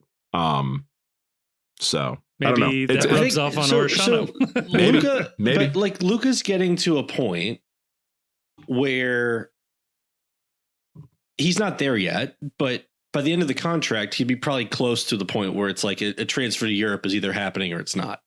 Right. Kind of where Miles Robinson is now. Yeah. And kind of, the Brandon Vasquez position a little bit. Mm-hmm. Right. And so, I think that he's Luca's also a type of player that, like Brandon Vasquez, you could totally see there being like a market for him in Mexico. And if you don't want to make him a DP down the line, you'll get a good transfer fee. Yeah. Like, that's kind of where I see his career trajectory, to be honest with you, given his age, is that like he seems like the kind of guy. And that's why I said like it's the hard confounding variable here is like how the league progresses, because this what if league he comes is in not, next year and he puts up like an 18-10? Yeah. Then there'll be a market for him in one of the top 5 clubs in Mexico, and that they won't be able to match the salary demands that Mexico can give him. And that's, or we make and then him that's a where DP. that's where you profit from. Right. But I do think that whenever this thing is confirmed stateside of being done, it's going to look like a really, really nice piece of business from Chris Albright. Yeah, especially because he was able to keep it salary compliant this year on a loan. Yeah, it's wild if you were to think about like if Orellano was putting this up at another MLS team and you could get him for $3 million, you would think that would be insane. So good bit of business there. Speaking of doing some business, there was a rumor. All right. We don't get a lot of these at this time of year. Fun to see one out there. This is from a source that I am very unfamiliar with, but they threw it out there with a hashtag River Plate News. FC Cincinnati plans to check on the situation of River Plate's 31-year-old Colombian striker, Miguel Borja. 31 years old, playing at River Plate doesn't scream likely. He was like a $6 million transfer fee too at his last spot. It does not make any sense to me. Like, I'm assuming that to get this player, you have to pay some kind of transfer fee. Right. And I'm assuming that this player would want like a good salary, which likely makes the player a DP, which just doesn't make any sense to me as a move. And what I usually do when stuff doesn't make any sense to me, especially like in this sphere, is I just assume that it's BS. Yeah. Or that he's being offered to Cincinnati because it is known around the international game that they need a striker. And so anyone that's maybe thinking about making a move to MLS would be telling his agent, hey, what about MLS? What about Cincinnati? They were after Bertarame. They were after, they were playing high. They were willing to pay top dollar. And sometimes it's not an understanding of how MLS roster rules work, where you only get that one designated player. And this would be, using that designated player striker spot for an aging player that probably is not likely to produce value commensurate with what it would cost to get them. You're paying for what they've done as opposed to what they're going to do. I mean, if Rivers like dying to loan the guy out or something, right? Sure, we'll listen. Whatever. We'll listen. But I mean, Albright's got to figure that out next year. Like he's 2 for 2 on absolute banger loan deals that get a player below market value. You get DP value at less than DP salary slot. I'm okay trying for a third. He scored yesterday in 104 matches for River Plate since July 2022. He has scored 52 goals. That is good for a goal every other game. So it's not like he's a chump, to be clear. So it's right. And like I've looked at the numbers too, and he looks like a guy that, maybe would be a decent player in the league. Doesn't make sense under like how he fits into like a salary cap position feels impossible because he's not a DP. Yeah, he just isn't. Especially when I could be wrong, but I don't know how much we want to keep holding this over the team, but like to go from $25-30 million bids for Sargent and McKennie to what would probably be a $4 to $6 million bid for a 31-year-old Colombian striker. Maybe he's the Lucho of strikers. I don't know, but I think this is made up. There was another rumor also that kind of reared its head on Twitter somewhat recently, not super recently. But I do want to just acknowledge it. Malcolm Jang, a 19-year-old Swedish center back. Yes. The reason I'm acknowledging it is because during the window, Tom Bogert tweeted that FC Cincinnati had, I don't remember the exact language, but had some contact with him, but they weren't gonna get a deal done. Yeah. And then kind of more recently, there's been a little bit of chatter on Twitter of him, having opportunities in MLS. So I guess the reason I bring it up is if that does happen, chances are you heard it here first. Tom Bogert tweeted that FC Cincinnati did indeed bid for rising Swedish center back Malcolm Jang, 19, from Sirius, which is fun. But talks are not currently active. No, he did that on August 14th. Little birdie told me those talks are still active. So there you go. You got something to think about there. U22 initiative, I think was I think Bogert said he would have been a U22, which makes sense. I mean, he's a 19-year-old. I think he's an everyday starter in the Swedish top division. So that's a 19-year-old center back getting consistent starts in any halfway decent league is somebody to who's probably got some potential. And if I remember correctly, he has a lot of interest from the Bundesliga. There's a couple of Bundesliga teams that are looking at him. His name comes up if you Google him in a lot of German football transfer websites and trackers and things like that. So there's a lot of interest in him. Also, great head of hair. So he'd be a great addition to the team. Love that for us. Oh yeah. Roman shades, we bring this guy good in. in orange and blue. Yeah. He looks good in blue and black. So yeah, just there's some orange on there. He'd be fine. And then the final thing I have on here on the news roundup, we've talked about it, but let's just soak it in right now. New York Red Bulls beat the Columbus Crew. Feels good. Feels good. Love that. I love that. Just it capped off of just a nice Sunday of sports here in Cincinnati. That's nice. Yeah. All right. Well, Tough. hey, let's wrap this podcast up with a little preview to see us out, and then we'll get you back doing whatever it is you're supposed to be doing and not listening to this. So meet us over in part 3.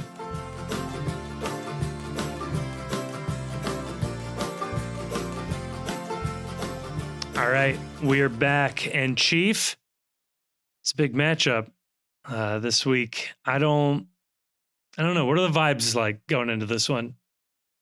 I guess that depends. I think this is one of the rare situations where I think everyone is claiming high vibes right now. And I don't know that. I don't know that that's rational for given the fact that somebody has to win and somebody has to lose. It's winner take all. This is win or go home at this point. I don't know. I'd just say it gets messy if it's a draw. Let's just leave it at that. I don't know. Grayson, should both sides be feeling confident? I guess it depends on what stats you're looking at the moment, but it's one of those things where it's like, you could look at it objectively and think and convince yourself that if I was like an unattached observer, I would think absolutely that this is well in hand. But as somebody who, I don't know, has been around the block a couple of times, experienced heartache, I have trouble feeling anything other than nerves. Yeah. What do you think about the format of this? Format sucks. Format sucks. There's a there's a clear, tried and true way that they do all over the world to determine, to crown a winner. Yeah. And it's just, of course, they got to figure out some like convoluted thing. Very American. Very American. Yeah, Americanize everything. Right. I do think just to break the joke and just go out there. The funniest thing I read was like, yeah, it's kind of fucked up that the future of NATO hinges on this neighborhood in Philadelphia. And it's just like, yeah, it's a little weird. It's why shouldn't important, generation direction altering decisions be decided by, if it's raining or not. I had a thought this week, Kevin, and it made me think of you. Aww. And I know, right? Heart emoji. So the whole thing with this dumb thing we're doing on Tuesday that we engage in every 4 years that just wrecks our mental health is that the format of like the Electoral College and how we sort of seem to rove around the country. And like they say, it's to the Electoral College is supposed to, it makes sure that everybody's important and not just a few places. But then, it's just nobody matters outside of Wisconsin, Pennsylvania, right, Arizona. I was thinking that what they should do is that they should do a system kind of like the 3-point shooting contest in college basketball. Okay. Where they've got the money ball and the money ball is worth more than the other shots that you take. So the other shots are worth 3, the money ball is worth 10. So if you hit the money ball, it's 10 points. They should have a random drawing, a lottery at the start of the year, at the start of the presidential year, and they pull one state out, and that state is worth 50 electoral votes more than it should be otherwise. So if you can win the money ball, you can win the election. But Chief, this is how you do it. You would have 2 money balls and they're both secret. Oh, so you don't even know on election night. Now you have to campaign everywhere. Yeah, because you don't know what the draw was. You gave up on Idaho. Oh shit, that was a money state. You should have been trying in Idaho. Who saw this coming? It was Wyoming all along. And for the next 10 years, that state gets 8 extra senators. I think it's funny. I mean, I think so with the Electoral College, with a lot of the stuff where they're like, well, we got to like let states have a say or whatever. I'm like, well, it does. Right. That makes sense. Right. We're going to let local people, like we're going to have like localities determine, for the locality, what is best. Right. But you can go deeper than states. Right. You can get more local than that. You can go down to counties, right? Yeah.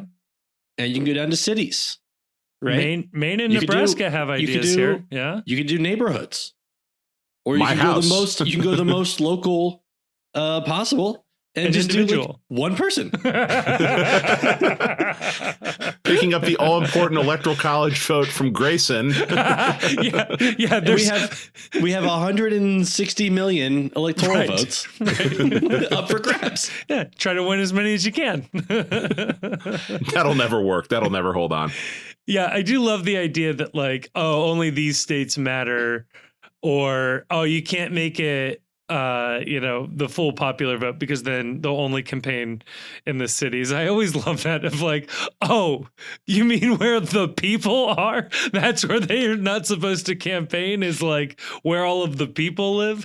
As somebody who lives in Ohio. Do you miss Ohio? Do you miss Ohio being a swing state though? Because I don't miss the, when there was every week there was in some like corn festival, people were showing up. I'll be honest, we're getting a little bit of it. I don't miss being a swing state really, but what is like messed up is like, okay, we're not a swing state, so we're not getting the love, right? But it does seem like every week now, I read something just absolutely wild about the place that I live. They're like, can you believe what they're doing in Cincinnati or in Dayton or whatever? And I'm like, what the fuck fuck are you talking about? Right. Leave us alone. Right. Don't get my name out your mouth. I didn't know Lachlan still existed. What the hell? Isn't that like where Moeller played when like Galbraith Field went down? I'm sorry. I apologize to folks who didn't come here for like election coverage, but I do think that it would be a weird thing. I think to not talk not about to it. acknowledge right that it's happening. But I have a question for you guys, which is what is crowned first? The winner of the presidential election. Oh, this is great. Or the MLS Cup champion. Oh. Wait, remind me, when does the electoral I'm not college... I'm not talking about the certification thing. But right? it might matter. But Sure, possible. Yeah. But I mean, like, who do we have, like, essentially, like, will we have, like, essentially, like, a determination that, like, yes, this person won the election and we expect them to just hopefully be determined the winner without drama? Right. Or has somebody won MLS Cup? So Bush Gore went to December 2nd, I want to say. It did go into December, right? It went into December, yeah. When is MLS Cup? It's like the first weekend of December, right? 10th, I believe, give or take. I'm going to say MLS, that we have an MLS Cup winner before we have any finality on the presidential election. I am team there's a landslide winner on Tuesday, but I genuinely couldn't tell you who that will be. I just think whoever wins is going to win like 300 electoral votes, and it's not going to be particularly close. Yeah, I don't know. The problem is that, like, so look, very pro vote by mail, very pro early vote. It is absurd to me that, like, they don't start counting the votes ahead of time everywhere, and that we have to go through. It's on like, purpose, isn't it? It absolutely is. In Pennsylvania, stupid. it's on like purpose. Some places they just decided that on purpose. I believe so that they can complain about it. Yes, I believe so Ohio counts ahead of time, but they don't announce them until the polls close, which I do think is the correct thing to do. I think it would be bad to have like a live running total or something like that. Yeah, I agree with you. I agree completely. But, like, count them as you go. What else are you doing? Like, there's only so many stickers you can give out. All right. Like, you sanitize the voting machines down. You spray that. You unplug everything. Count the ballots, and then get up and go to work the next day. Right. But again, like, why it's I know. Not that way. It's always deliberate. It's always dumb. And that's why I am, I do think that this will probably stretch on longer than anyone is good for anyone's mental health, is just because there is so much of a volume of mail in, and that's where it really is it just like the longer things go without a decision in anything in life, like the longer you're waiting on an important decision, like you're waiting on a callback for a job interview, or you're waiting to get, news from a family or a loved one that's in the hospital or something like that, or something where it's like pressing, it just dominates your thought process. Right. And you can't move on mentally until there's that resolution. Now, that's just the way it's going to be every day. It was like this in 2020. It was like people were losing their minds. And that, like, every day there isn't a resolution, like, mental health in the country just deteriorates further. And there are some people in this country that only have so many hit points when it comes to mental health. And when they hit zero, shit gets wacky for a lot of people. Is this a expectations game? And should the solution be that, like, all of the states take 2 weeks to count, and we just have no expectation of getting a single vote counted for 2 weeks, and then everybody can announce all at the same time? They should have to be together in the same room when it happens too. Yeah. Like, why both not? up on stage together, and then they, like, the referee goes up like in a boxing decision, just raises one of the hands. But you'd have like all the other minor parties too, so you'd have to like pretend like they're trying and carrying. They should have somebody up there like a signing day. Yeah, It's like somebody with like a Trump hat and like a Kamala hat, like a red one and like a camo one, and they pick which one they put it on, and You do That's that what they for should do the Senate when they president. count the votes. Well, Like you should do that for all 50 states. It's a signing day for all 50 states. So, Florida put on the MAGA cap. There you go. And then, Iowa pulls the fast one on everybody. You know what I am enjoying a little bit? Like, you have to find your perverse moments of levity with this shit, like where you can find them. I am enjoying like seeing younger people now going back and looking at old electoral maps and just being shocked at like what results looked like. Like the one that was going around today was Nixon's win in 76, I want to say. He wins everything. Or no, but 72. Massachusetts? 72. Yeah, Nixon's win in 72, where he wins all 49 of 50 states. He only loses Minnesota. Oh, that's right. That's right. And the District of Columbia were the only two places that he lost. And just people's minds being blown that, number one, we could all agree like that ever. And number two, that for Richard Nixon, Pretty popular guy right up until then. Nixon won Minnesota. I think he lost Massachusetts. That's what he lost Massachusetts. Reagan lost Minnesota. Reagan lost Minnesota because Minnesota is where Mondale was from. Right. That's it. So that's the thing is like with Nixon, right? Like he had dog in him. Yeah. Like he won 49 states, and he surely would have known that he was a shoo-in to get like 40, right? Yeah. And he still did the Watergate. This is somebody who is like, I am going to leave it all on the field. He's addicted to And the game, baby. This is like what we're asking for from like FC Cincinnati. Is we're like, it's like we don't want to see like the U22 slots going like unused. We don't want to see like GAM left on the table. We need you to put that tape on the door and get in there and get the get the footage. I need the drone footage over the other team's practice. I mean, famously, another situation where people asked for the tape for a very long time and never got it. Come on. The missing 8 minutes. So if we're in the trust tree right now, I may have gotten down a rabbit hole a little bit earlier over the weekend on that the Watergate was a CIA op because Nixon was too popular and that was organized at the highest levels to take Richard out specifically. So this feels like Grayson's wheelhouse. You didn't know you were signing up for Richard Nixon talk when you put this episode on. I don't want to go too much in it. Right. What do you know? But what aren't you saying? Well, I'm not saying I don't know anything. I don't want to lose Grayson. There is that like famous conversation, right? Where Nixon's like, he's like, I don't want to like bring up the Bay of Pigs thing. And then whoever it was, I think Dulles or maybe like somebody who it was John Foster Dulles. Is like this has nothing to do with the Bay of Pigs, blah, blah, blah, blah, blah. And the thinking is that like the Bay of Pigs is code for the CIA's assassination of JFK.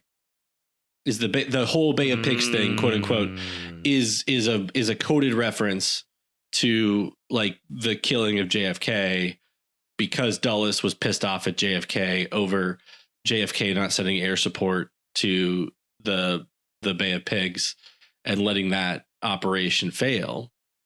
And then, that being taken as like kind of a threat by Nixon that if they go after him, he's gonna,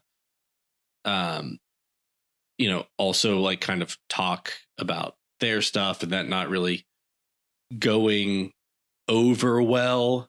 This type of stuff is, I don't know, like I actually find this kind of stuff like fun to like kind of peruse and think about.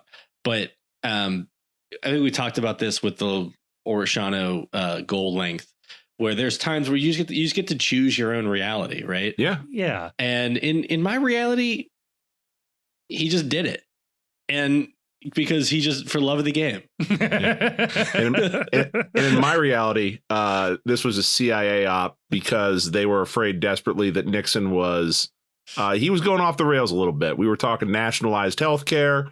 We were talking EPA. We were talking a lot of different things that a lot of people didn't like.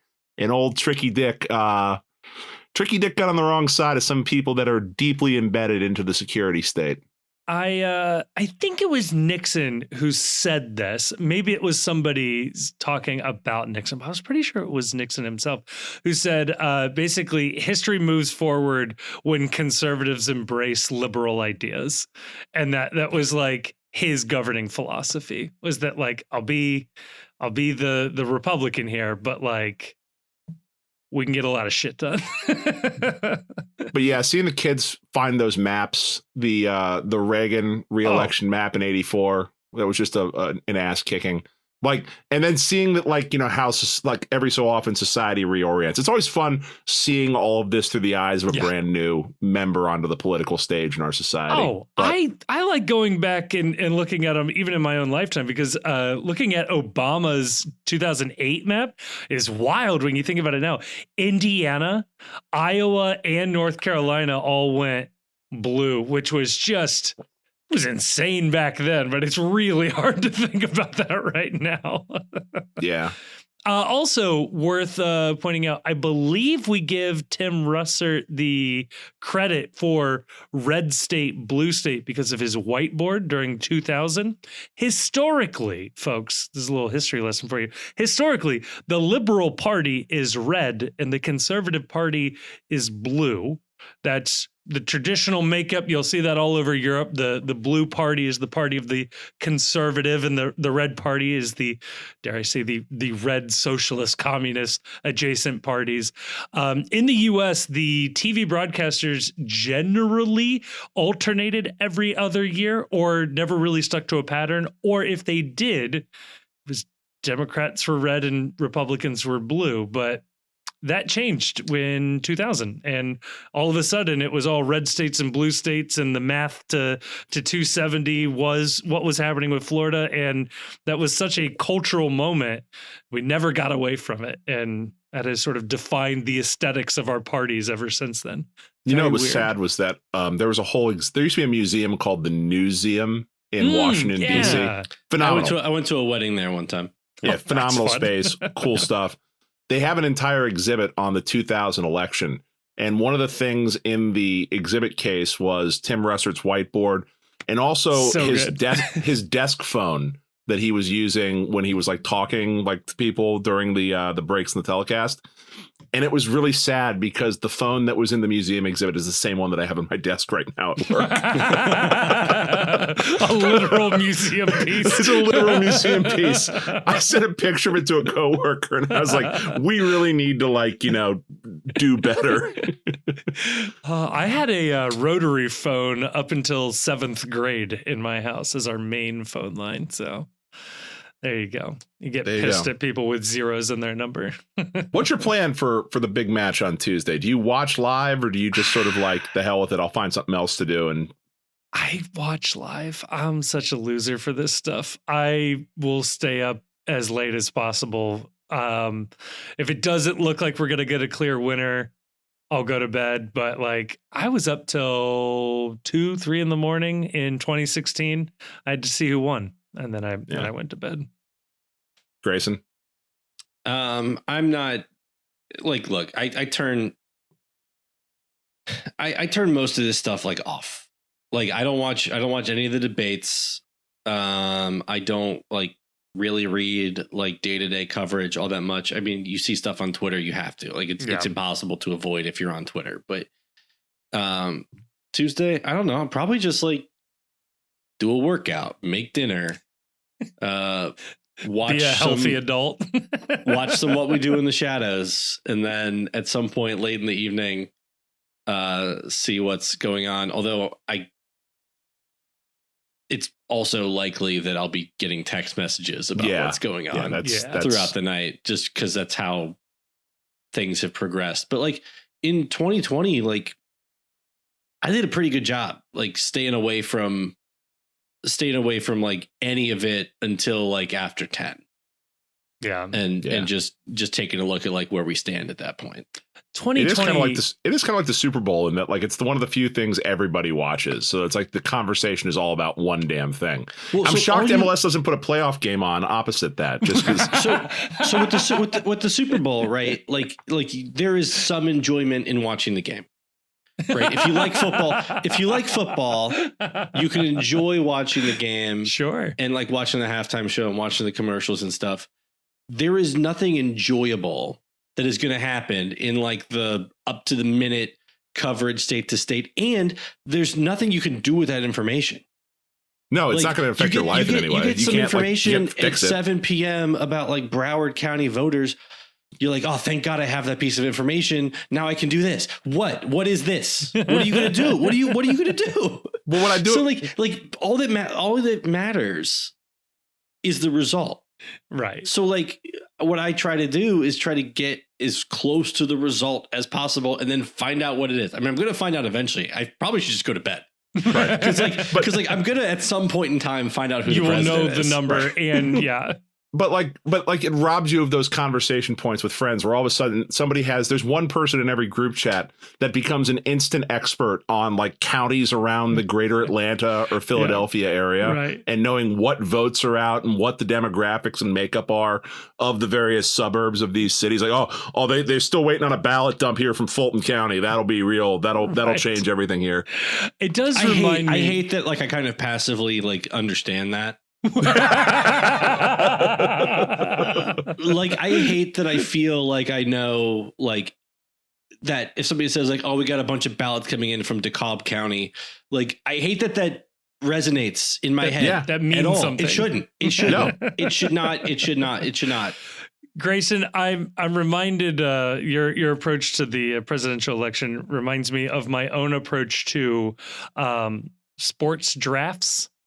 Like I feel the same way that like the result of the round 1 of the NFL draft is as impactful just reading it the next day or when it's over than it is watching it. And yet tens of thousands of people will go attend in person and millions will watch at home for unclear reasons. Like yeah, MLS should put a playoff game on, like some counter programming, like, hey, bored, like just you don't want to watch this and doom scroll Twitter. Here you go. Here's Miami, Houston versus Miami whoever. versus Atlanta is right there. Will Atlanta save America once again? If you put it on late enough, would you get audible They've already cheers decided and groans? It's fine to make Atlanta play after 2 days rest. Yeah, right. Do it again. But would you get the crowd to react in real time as like certain states are called? That would be really funny, actually. Like on that giant like ribbon board around the stadium, it's like they have a live tally of like the electoral college. Just like a map is slowly filling in up on the big board while you're there. Yeah, somebody should do that and counter program it. If not like MLS, like the World Wrestling Federation should do like a special edition of Monday Night Raw during the election and have the board on like the Jumbotron where the wrestlers come in. Or, oh my God, that's how you do it. You do like a wrestling event where half the wrestlers, you got a ton of wrestlers, right? Half of them represent, but it's like sort of wink, wink, nudge, nudge, the Democrats, and the other half represent the Republicans. It doesn't have to be exact, right? But then the sort of flow of the show goes based on how the election is going. And so like the Democrats start winning more and knocking them out or whatever as they start picking up seats. And then, yeah, when Pennsylvania gets called, oh shit, that's a big moment. A surprise wrestler shows up or something. Like you could totally do that. Like a Royal Rumble where like every time they call a state, the wrestler comes in from that state. Yeah, like a Royal Rumble, but like with 2 teams. I'm sure this thing exists. But then, yeah, the sort of game state is based on the election. War Games would be the match we're talking about. There you go. There we go. Love that for us. Is it time to make predictions? Let's do like one Patreon question. I think I don't want to associate somebody's poor Patreon question with what we just did there. I'll offer you this. The winner of this election is going to win with more than 300 electoral votes. That's my prediction. Who that winner is, I don't know. Grayson, do you have any predictions? Yeah, my prediction is that the winner is going to be the American people. They're going to feel like they did a good job. That's pretty ballsy. That we're in a good space, and democracy is really working. Yeah, nobody will be mad. Nobody will be mad. I'm going to predict that at least one group of people will be told, if you're in line, stay in line. They have to count your vote if you're in line. I do like those. There is a scenario, and a fairly reasonable scenario, where it does end up tied. And boy, does that goes right to fun. PKs. It does go to PK. No, I'll tell you. No. No. No. No. We're not doing the tie. No. Just know that the Senate, we're not doing ties. The Senate gets to pick the vice president, and the Senate might then be picking the tiebreaker of the Senate. Potentially. No, doesn't it? It goes to the state delegations in Congress. In the House. For the president. In the House. Yeah. Yeah. But the Senate elects the vice president. Yeah, whatever. But my point is that the Senate could be 50-50. So whoever they pick could then de facto have say over the Senate. Could be very weird. Could be very weird. I'm putting myself forward for this. Also, a standing invite for whoever wins the presidency to come on the postcast and discuss their win. And whoever loses. I would invite one vice presidential candidate, but not the other. I did invite JD I'm putting Vance. my foot down on this. I did invite JD Vance. I shot an email to JD Vance's team and invited him on. It was an honest to God, true email. Explain that shirt. Yeah. Did you really? I did. I said, "Hey, would you like clear that with us? Would you like to come on?" And I was just it would have been really funny if they said yes. Never really got funny. a response. So he had his chance. I figured he's from Cincinnati. There, of all of the people possible, there was a tiny chance. What do you think the chances are that JD Vance has heard an episode of the postcast? 0. It can't be 0. It has to be lower than 0. 0.00000000001. So you're telling me there's a chance? If we tweet at it, somebody on his team might have to JD listen. Vance wins the Gold Star shining moment. No, don't he you didn't do even that to answer. Gold Star. We're awarding him anyway. Don't you dare Look, do that to Gold Star. I'll tell you. Okay, I'm not to look. I know we're going to alienate a lot of people with this. I frankly, the whole thing. I'm so shocked we don't alienate more people with what we do. But I'm a long time JD hater. That is true. Like, Grayson has time. hated JD for a long time. I was not hoodwinked by Hillbilly Elegy. Okay. So not even the part about the couch. He was right about that. Yeah. There's some nice couches out there. Yeah, I do think it's important to acknowledge where there's common ground. We've all been there. But yeah, so I would not have been on that episode.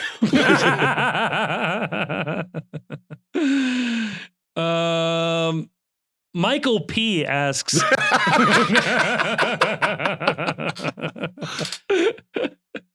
Actually, Michael has a really good question. I feel bad for you. Ask it, and we'll get out of here. All right.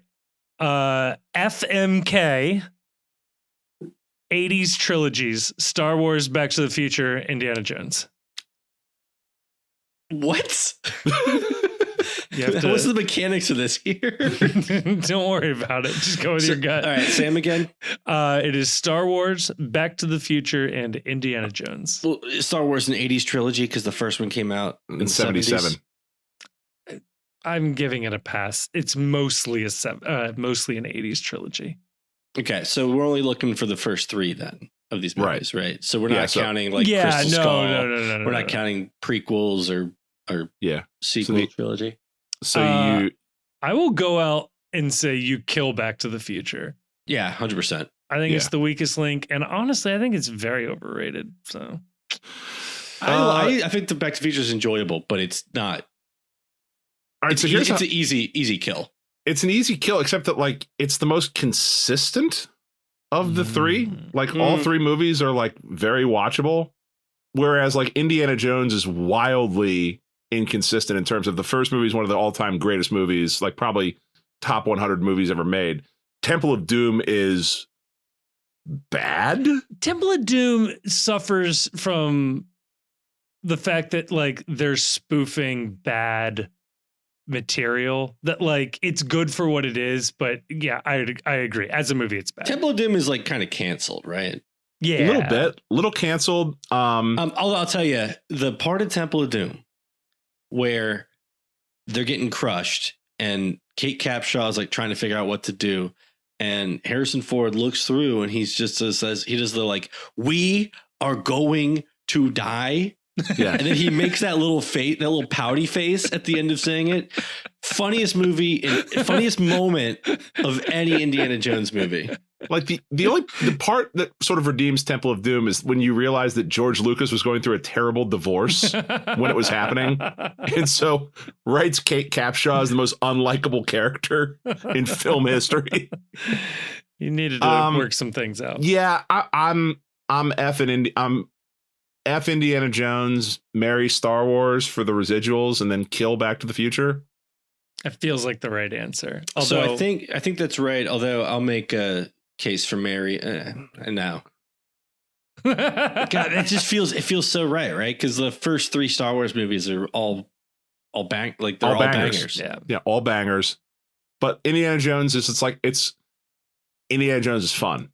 You have some fun with Indiana Jones. You have some fun with Indiana Jones. You settle down with Star Wars. Indiana Jones 1 and 3, very good. 3 really so good. Really good. Really good. They screwed up when they got away from Indiana Jones fighting Nazis. Like the minute they got away from Nazis, everything went wrong with the Indiana Jones movies. I mean, the second they thought about making a 4th one, it all went wrong. But also, they have to stick with so not Nazis 100%. Also, like, their comfort zone is like Judeo-Christianity. Yeah, like stuff like Judeo-Christian mythology fighting Nazis. Like that's a winning formula. Like that worked for Hellboy. That made Hellboy a really, really good movie back like dude, in the early 2000s. Hellboy kicks ass. Yeah. The first 2 Hellboys really good. Phenomenal. I watched that new Hellboy. I haven't seen it yet. Any good? It's a little nice with it. I'll tell you that. Okay. Ooh. I think it got bad reviews. I disagree. All right. Like it's not as good as the other ones, but it's like a nice little like self-contained pseudo horror story. Yes. I have 3 very long flights coming up next week, so hopefully I can check it out. Add it to the off-season list. And speaking of, Chief, get us out of here. Make sure you go vote, and when you vote against Columbus. Fuck Columbus.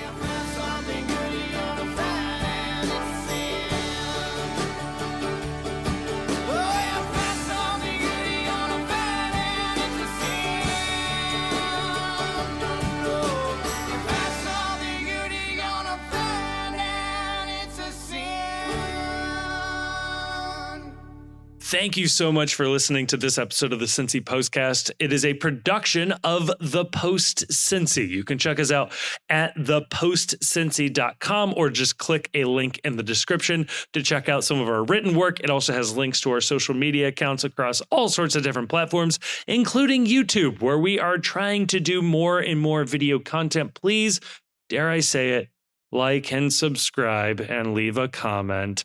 But no, that would be really, really helpful. I also want to give a thank you to Jim Trace and the Makers. They're a local Cincinnati band who provided all of the music for this episode. We love having them on board. You can check them out. Again, link in the description of this episode to find out where they might be playing shows next or where you can listen to more of their music. Also want to give a massive, massive thank you to the awesome and very attractive patrons over on Patreon. It is a voluntary subscription that people take out with no real promise of anything extra that keep this show afloat. And we are so, so thankful to those of you that have decided to take that commitment. If you do like the show, or at least just want to engage with other people who have listened to the show and want to talk about FC Cincinnati, MLS, soccer, or really anything else, you can go on over to Discord. Again, link in the description. Lots of links in the description where you can find a link to the Discord. That's where we are keeping the conversation going 24/7. It feels like it's a really fun group of people in there just talking about FC Cincinnati. And like I said, just about everything else. And finally, I'll say it. If you liked this episode, and given the fact that you've made it all the way to the end, I have to assume you either like it or for some reason cannot reach the stop button. Please share this episode with a friend or family member or someone who likes FC Cincinnati. The best way for us to grow is from a personal recommendation from somebody who likes it. And if that's you, please tell other people. And if you don't have any friends, feel free to give us a review on whatever your podcast platform of choice is. We'll take anything we can get. But again, a huge, huge thank you to everybody for listening to this show. I am blown away that anybody listens to this. So again, I well and truly mean this. Thank you so much for listening.